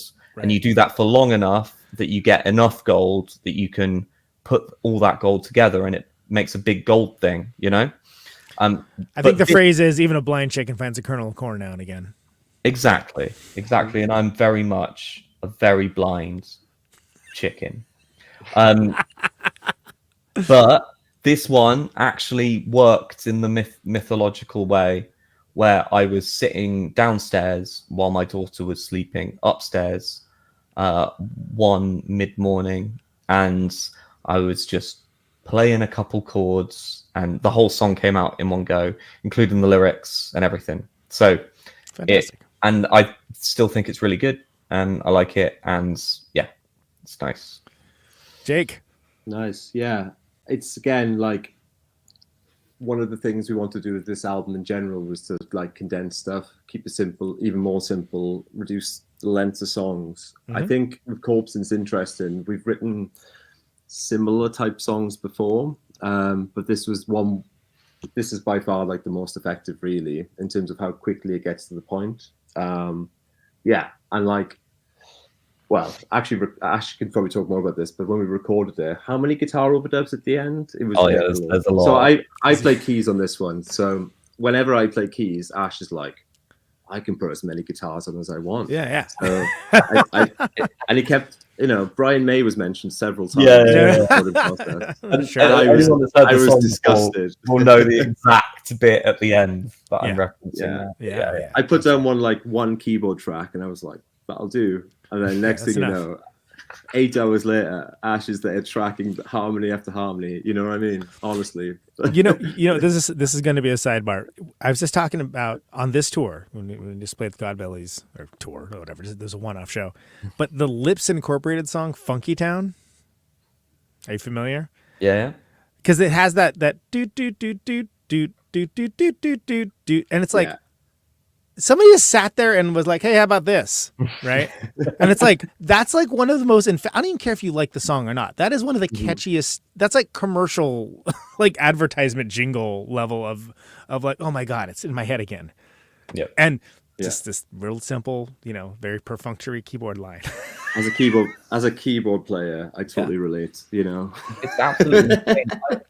I was reading about like even beyond like the session guys that just sit there and come up with something and then record it. Yeah. I was reading earlier about like that like Dave Brubeck jazz record, the one with Take 5 on it. Sure. Take 5 is like that's in the middle of an improvisation. No one wrote of that. other stuff. Yeah. No one wrote that. It's just like they started hitting record, and he went do do do do do do do do do do do do do do do do. Like it's crazy. Like that just came out of his head. Yeah.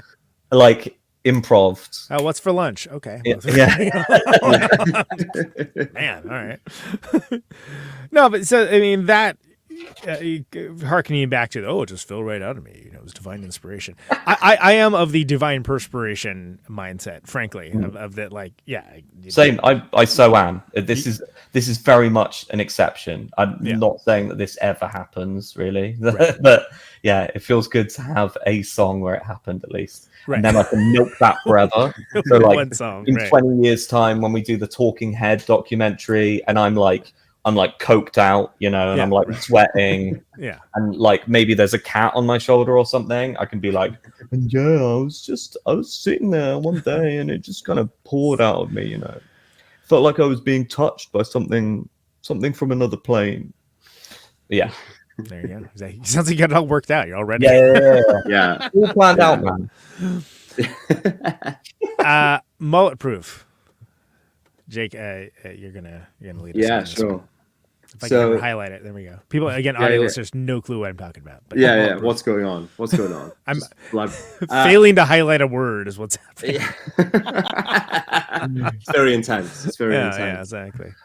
Yeah, Mulletproof. I mean, we spoke earlier about like us not being very selfish when it comes to the parts of songs, right? Yeah. And like thinking about the song as a whole. Like this was completely different when we demoed it, and effectively we just deleted like half the song because we didn't think it fit really well within the sequence of the album. Oh wow! Like it felt like it just felt like it didn't need to be there. It didn't Like feel a like hat on a hat kind of thing. Right. It didn't feel like he was doing anything particularly interesting compared to what had come before. So it was a matter of basically just how can we make the song effective within the sequence of the album, knowing that it's kind of the end of the song for anyone who's heard it is like it kind of jumps really heavily into something more full on. To have the band doing stuff beforehand made that so less effective. So we basically just scrapped half the song, right?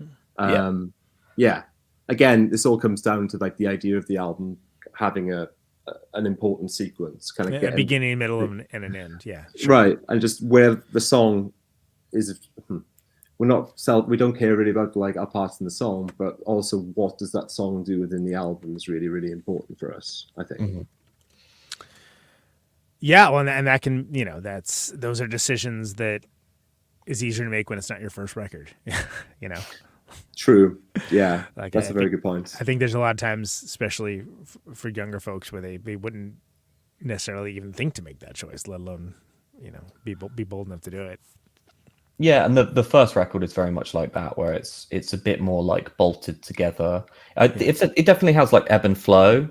Right. But it's not as like structured, like strictly structured as this one is, I think. So Ash, tell me about Mulletproof. This song has a weird combination of influences, I would say. The big one, so like as Jake said, the demo version had the same kind of song as the front half, but it was like full band, and it was like it just didn't feel right. It was just something about it that was like fine, but it just it felt, I don't know, there was nothing like novel about it. So I heard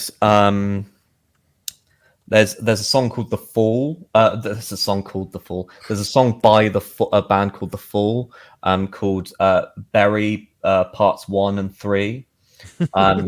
which is like, how Fall songs are, they're just one part played over and over and over again. Right. But this song is like the bootleg live version of that song.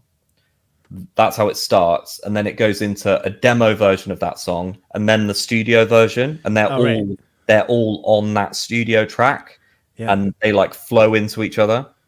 And I like the way that it kind of started almost like a noise tape or something. The fidelity of it changed.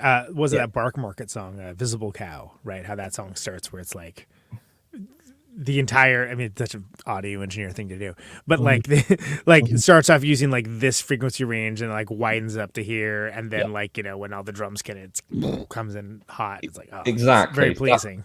That was the kind of I wanted like the start to be really like distorted and like unclear and like soupy, and then like some drums come in, and it kind of gets a bit bigger, and then all of a sudden it just kind of explodes into like full like HD, right, exactly. You start off at like Wizard of Oz, right, like black and white, and then like open the door. Oh crap, technical. Yeah. Or the film Stalker. Yeah, exactly. Oh, Stalker. Yeah, one of my favorite Tarkovsky, actually. Same. I think when I first saw it, I said it made David Lynch look like Michael Bay. True that. Yeah, that's my favorite film of all time. And Jake earlier this evening watched The Sacrifice for the first time. Oh, very good. How'd you like it? To get in the mood for this, basically. Yeah. That's a bit of a sacrifice, isn't it? It's real good. It's real good. Fantastic. But yeah, and then there's a big stupid bit at the end of this song's kind of end the first side, which is totally inspired by us going on tour with a band, us hearing a band called LLNN, who have sections where they're in drop G anyway, and then the guitarist runs that drop G guitar through like an octave pedal, which is like full mix all the way down another octave, so it's like bass tuning in G.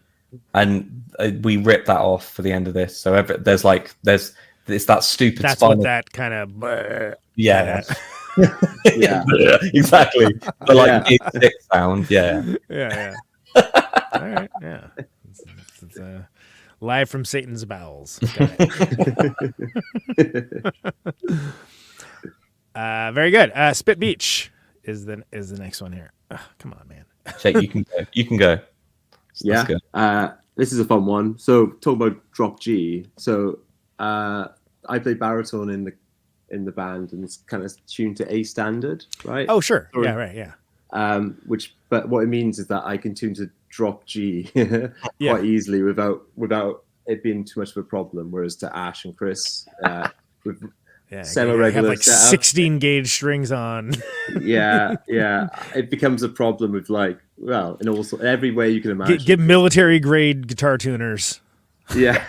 Oh, me and the bass player are in standard tuning, except from the lowest string, which differs between like C, B, A, and G. So it's like low, like stupid doom tuning for idiots, essentially. But what it means is I can send Ash demos in drop G, and he has to try and figure that out himself.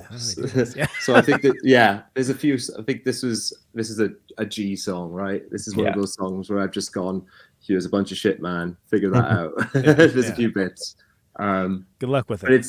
But we played this live for the first time, right, Ash? Last week, and it was by far the most fun song to play. It was because once it gets to like that low tuning and you're kind of surrounded by it, to see people's reactions and be amongst it is it's great. And we all play bass amps live as well, so we're all playing through bass amps, so it's like lots of low ends, and then this song also has octave pedals as well, so it's like it's just all of the low end we can possibly squeeze into a PA. Right. Yeah, I mean it's stupid. None more black. Exactly. Anything to add on to Spit Beach there? No, I don't think so. Great, I summed it up perfectly. Yeah. Well done. I can't add to perfection. It's in drop G. Yeah.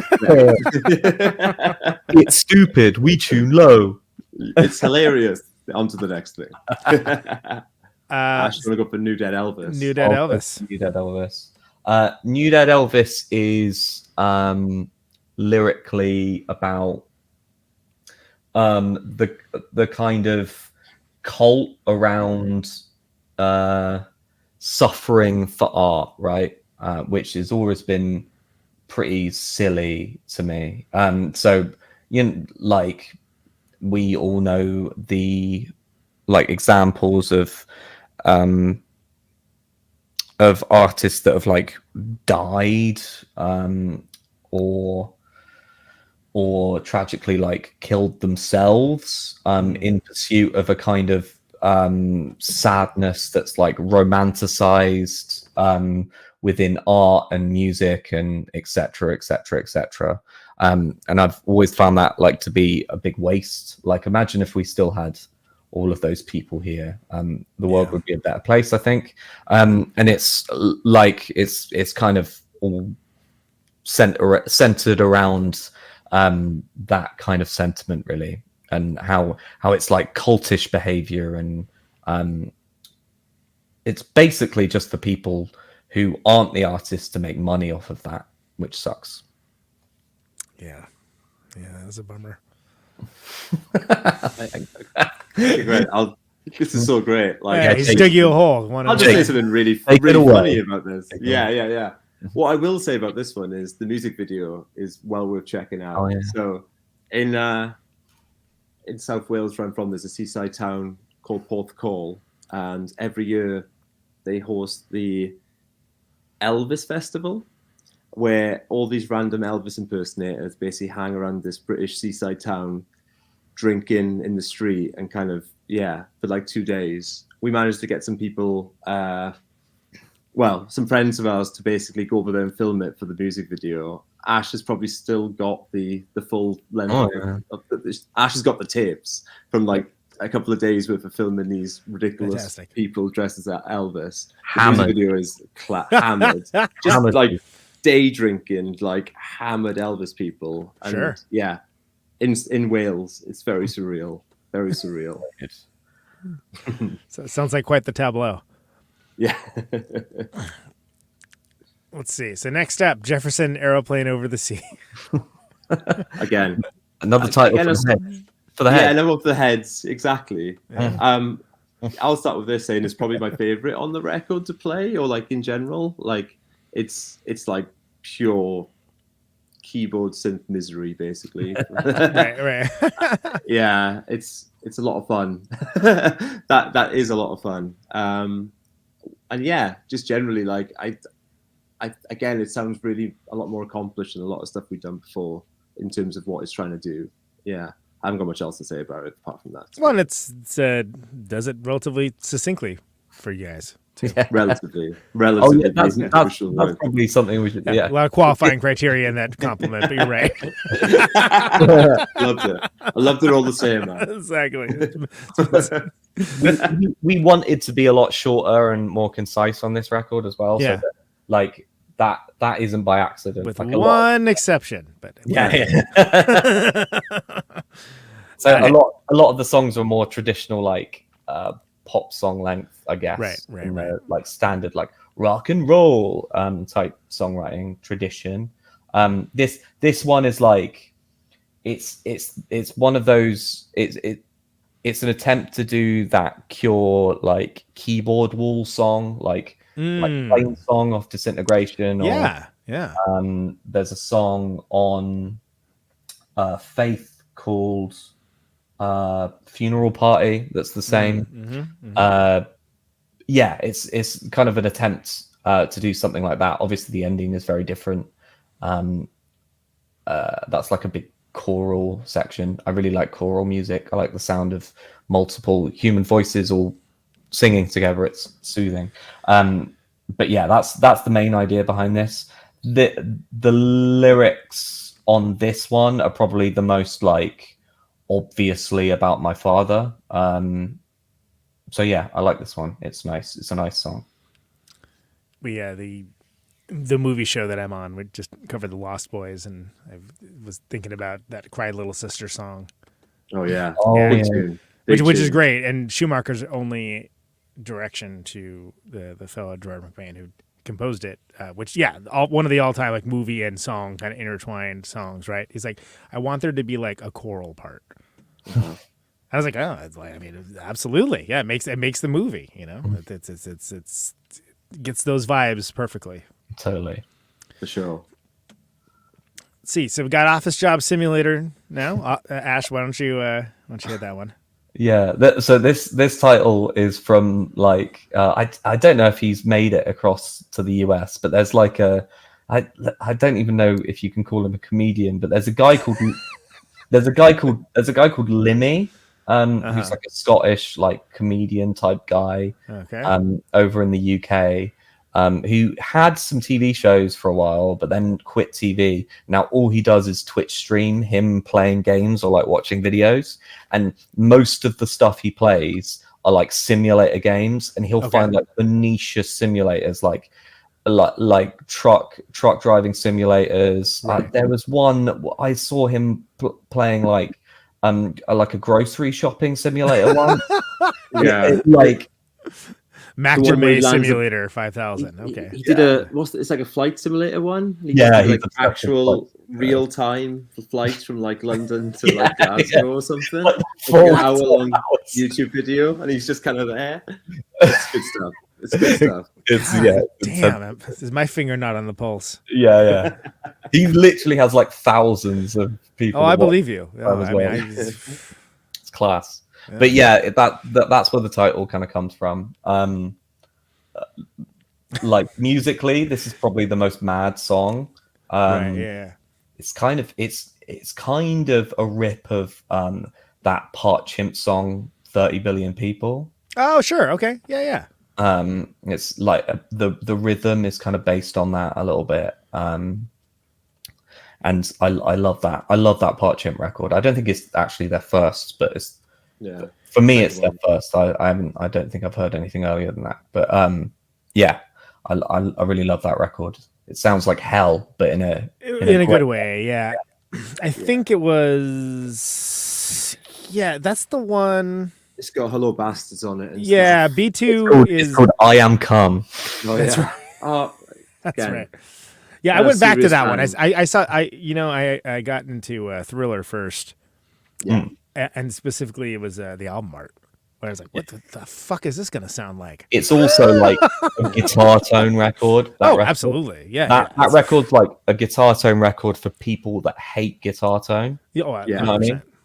It sounds like those guitars are dying.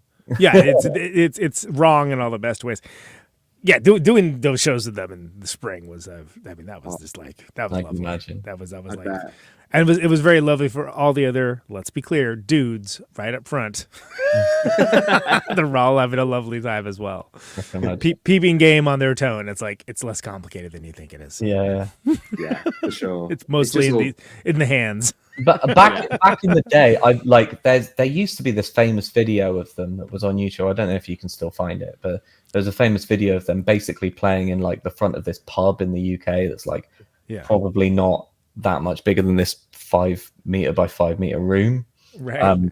And they're playing that. They use slightly smaller amps now, but they did used to use like full stack high one. Yeah.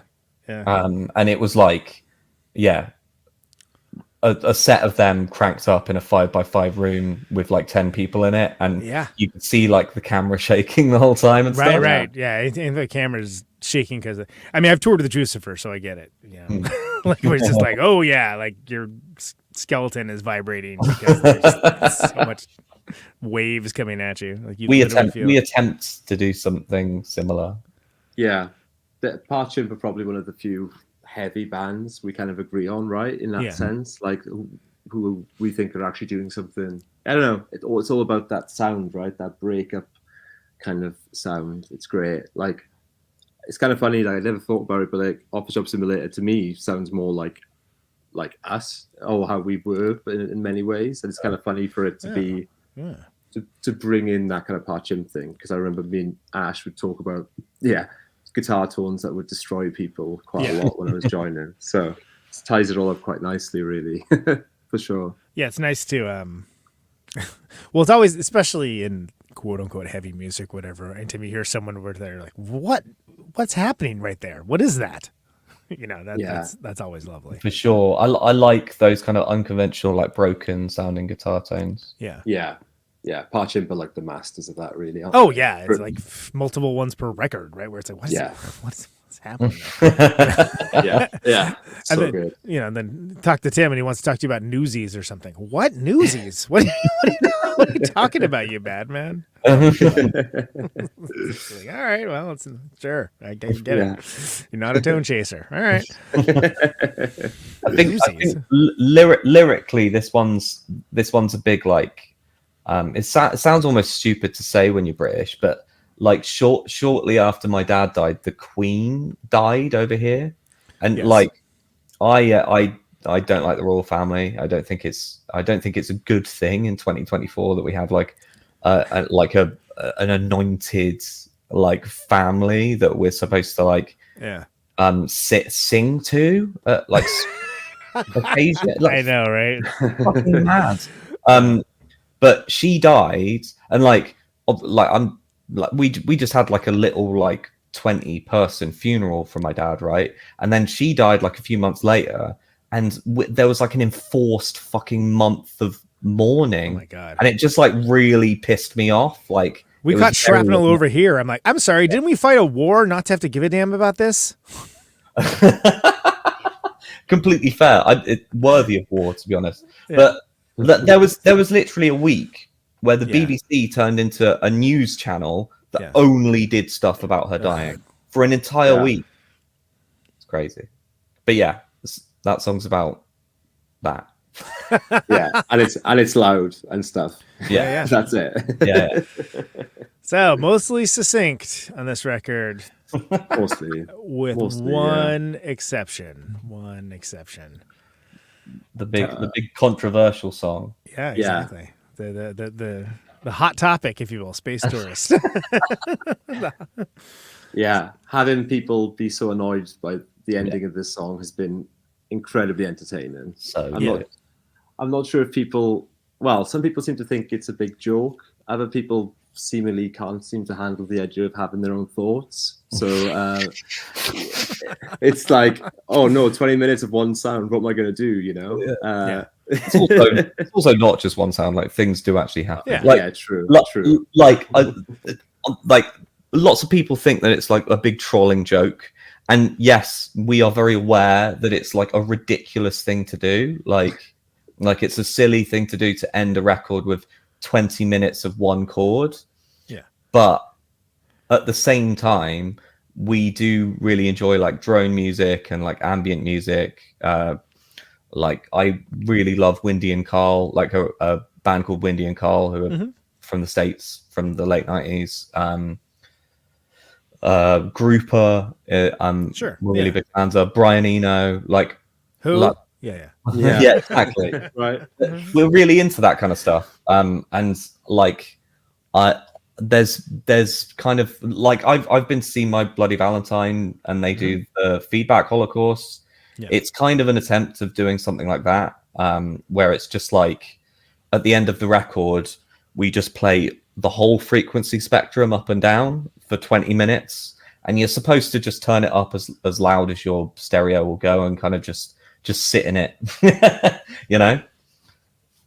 Yeah, I mean that makes perfect sense, right? It's I mean it's look, if it's canonically established, like I get it, but like you're not gonna make a fortune if with Conan Neutron getting it. But it's based off an idea from the physical medium of music, right? So I've got there's lots of records that do this, but I have a record called by Godspeed You Black Emperor called F sharp A sharp Infinity, and it's called that because at the end of the vinyl, the chords F sharp and A sharp play, and then the record sits in a lock groove, so they just play that part on loop forever, right? Yeah. And I thought, so you can hear that on the record, and you could hear where the loop is because there's rhythm in it. Yeah. And I thought, wouldn't it be cool if instead of doing the chord changes or whatever, there's a Sonic Youth album that does it as well, maybe like Evol or something. Yeah. But instead of hearing the changes, if it was just one drone sound, then it would start, and it would literally, you wouldn't be able to hear the like gap or where the loop started. There would be no beginning or end. It would just be. So it would just go on forever. And then I was like, oh, how would you put that out like digitally? Oh, you just make it so long that no one would listen to that. Yeah. How long can you make a track? Sure. Yeah. 2 hours. But the vinyl has that infinite groove on it. Yeah. Which is very cool. I like it. It took a lot of like explaining that to the record pressing plan, right? Of what, but of how you want it came out well Yeah. somehow, which I'm pretty happy about. That's great. I mean, like if people are annoyed at having to sit through like a digital song that's 20 minutes where all they have to do is press a space bar to get it to end. Yeah, are your fingers broken? Like, what's the problem? Like, I can only imagine how annoyed people are going to get when their record literally will not stop playing. Yeah. I like the idea of people listening to it for like 20 minutes and being like, oh, it's almost done. Yeah. And then must be... hold on a second. How long is this record? Half hour. Yeah, right. Half an hour. What the hell? You know, great. But it must be said that some people do actually get it, and that's like, and it has been. We have had lots of people who few and far between. Few and far between. That's a rarefied air, really. Yeah. People who have listened to it multiple times. I mean, you know, yeah. Legends. Good on them, I say. Legends. Top legends, I'd say. For sure. Toppermost of the poppermost, as somebody I'm sure says. So there you go. So that's the grand scheme of things. The grand scheme of things is the name of the record. SugarHorseBandcamp.com. Let's see, where else? I mean, obviously, any of these shows you guys are playing, right? Yeah. There's have the opportunity to do that. We're about to go on tour with a band called Pine and a band called Hippo Tractor in Europe and the UK, and do a couple of festivals and stuff. So if you live in Belgium or France or Germany or England in general, because nowhere's particularly far away from another place here. That country is it's yeah. Especially when you come from the west coast of the U.S. Like I think I sent Gareth from USA Nails. I sent him a overlay of England and California just to give him a sense of scale. And I was like, yeah, no shade. I'm just saying this is the length of your country would be like a weekend tour for us. So yeah, my friend my friend Tom, who plays in a band called Planning for Burial, messaged us once, like just after we finished a EU tour, and we keep on doing it, but we end up like playing Berlin last, and so the day after we have to drive from Berlin back to Bristol, which is probably like 14 to 15 hours. Yeah. Which you kind of get used to, but it does kind of suck. And I was like, yeah, I'm pretty tired. We did like 14 to 15 hours yesterday. Yeah. And he's like, oh, sometimes I just do that to a show to play one off. And then the next day I'll just do it again to come back. And that's normal. Yeah. That's normal. That's because accepted. your country is a continent. It really is. Yeah. Lindsay said that I'm part samurai, part astronaut, and part long haul trucker. I'm so used to it. I'm like, I goddamn well better be after almost 25 years of doing it. Oh yeah, I bet you're good. I'm pretty good, man. You could do worse to have someone drive. How's the neck and shoulders? Good. Yeah. You got good posture. I got decent posture, and you got to invest in the seat, the thing that goes over the seat that's got the foam. All right, that's the business. That's what's okay. up. See, I'm bad because I will start off really well, do the first couple hours really well, and then I'll catch myself like 5 hours. Nosferatuing up, where you're like and I'll be like, oh, no wonder I feel like shit. Yeah. Right. And and also you just, especially driving solo, you gotta take breaks. You just have to. Like you're not saving that much time. Trust me.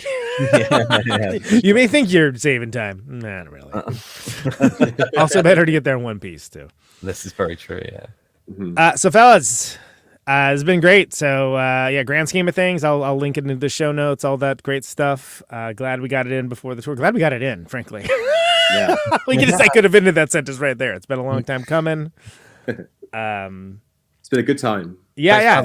Good having you. you. Rock until the dawn. It's like 3 a.m. here. Yeah, right. I can't remember anything I've said for the last 2 hours. I'm just staying up, man. Just go around the world. Yeah. I'm ready to go. Yeah. I'm actually going out after this. Oh, you're fantastic. So, last thing I do on the show is only canned question I ever ask, and just like with the record, you have to take turns answering it. Jake, you start. Why do you do what you do? Oh, what a great question. Mainly to have a laugh with the lads, to be honest. That's it. Yeah. Mainly for just have a laugh. No, yeah. That's basically like, what a good question. I feel like it's better to do stuff than not do stuff a lot of the time. And I think that's kind of like a key thing to like music, man, right? Just that's the end of my answer. This is awful. Goodbye. I'm already thinking what it is I'm already thinking about going out now. So I'm like, right. Now you got that in your mind. Sure. I'm going to crack open a can in no time. Just have a laugh with the lads. That's what I do when I do. That's it. Ash, how about you? I'll follow up that deep, meaningful answer with a nice, pretentious one. I feel like art is the closest thing you can get to a truly religious experience on this cold, dead earth. So I feel drawn to it. Fantastic. Nice. Jake, Ash, thank you fellas so much. Have a safe and sane tour. And catch you down the line. Bless up.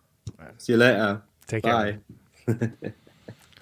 There they go. All right. Let's hear something off that new record, why don't we? This is Shape of ASMR to come.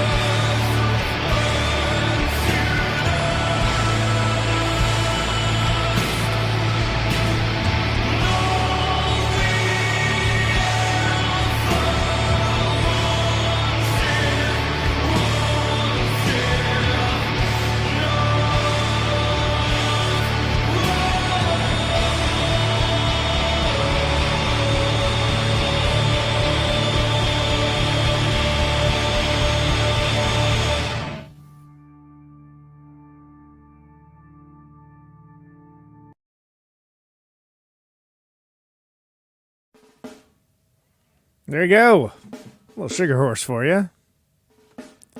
Shape of ASMR to come. That's from The Grand Scheme of Things by Sugar Horse. Sugarhorse.bandcamp.com. Great band. Great dudes. That was a long time coming. Glad to get those fellas on the show. And go see them if you're in those countries that they're playing. Yeah. There you go. Name of the show is Conan Neutron's Protonic Reversal. Thank you so very much for listening to it. The show airs Thursdays, 8 Eastern, 7 Central, 6 Mountain, 5 Pacific, like 1 a.m. London. Streaming live YouTube and Twitch. Podcasted later everywhere. Always free. No ads, no sponsors. No kidding. ProtonicReversal.com. But if you like the show and you want to get episodes sooner and help support the show, $1 a month at patreon.com/ProtonicReversal helps achieve that goal. Keeps the lights on. It's just a darn nice thing to do. Thanks to folks for liking, subscribing on your platform of choice, sharing the episodes around. All that helps people discover the show. And it is deeply appreciated. Beats back the algorithm. Which should be beaten, frankly, if you ask me. Yeah, follow the show on social media. Instagram, Facebook, Twitter, Blue Sky, and Threads. TikTok, I guess. There's a TikTok, yeah. There's a lot of stuff coming up. Kingdom Motel coming up next. Steve Moriarty of the Gits. Who also wrote the Me as a Potta book. And Jim Kimball of Laughing Hyenas and Ghost Forest Mule. Looking forward to having that dude. Lots of Protonics coming up. Stay tuned to it. Can you hear me now? Thanks for listening. Stay safe out there. Out on Route 128, dark Check and you later. I got my radio on. Can you hear me now? Can you hear me now?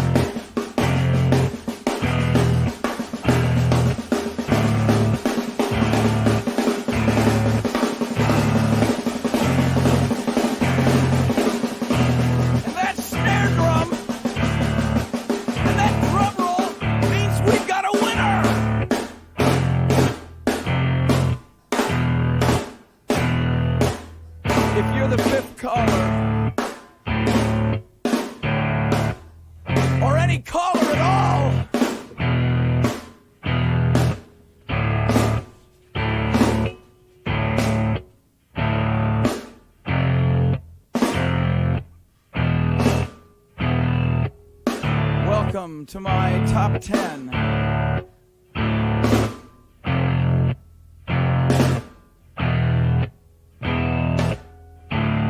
I'd like to thank our sponsor.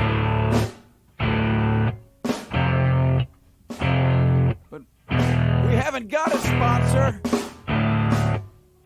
Not if you were the last man on Earth. She was prepared to prove it.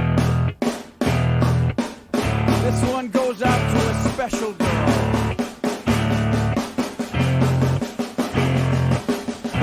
But there is no special girl.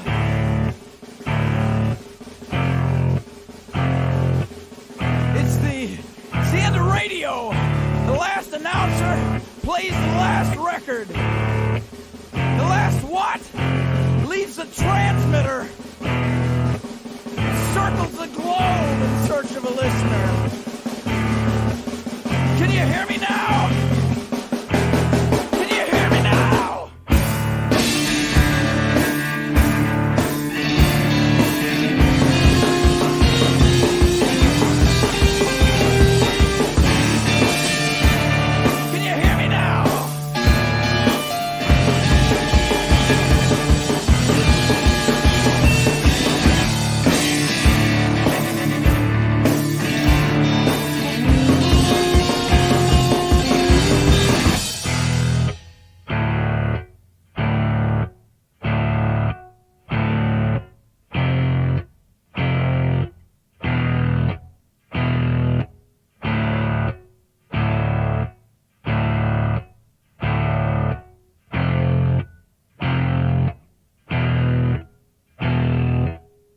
Is it really broadcasting if there's no one there to receive? It's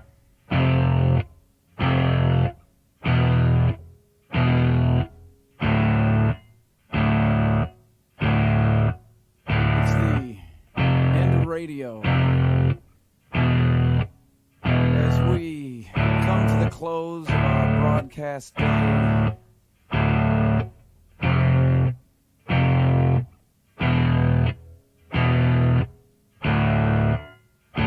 got my radio on.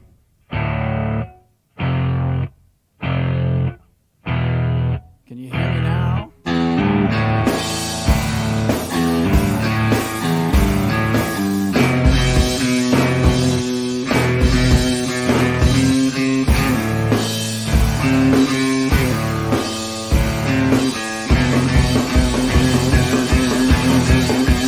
you hear me now?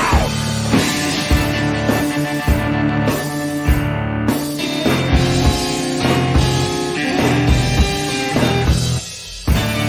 you hear me now? This is a test!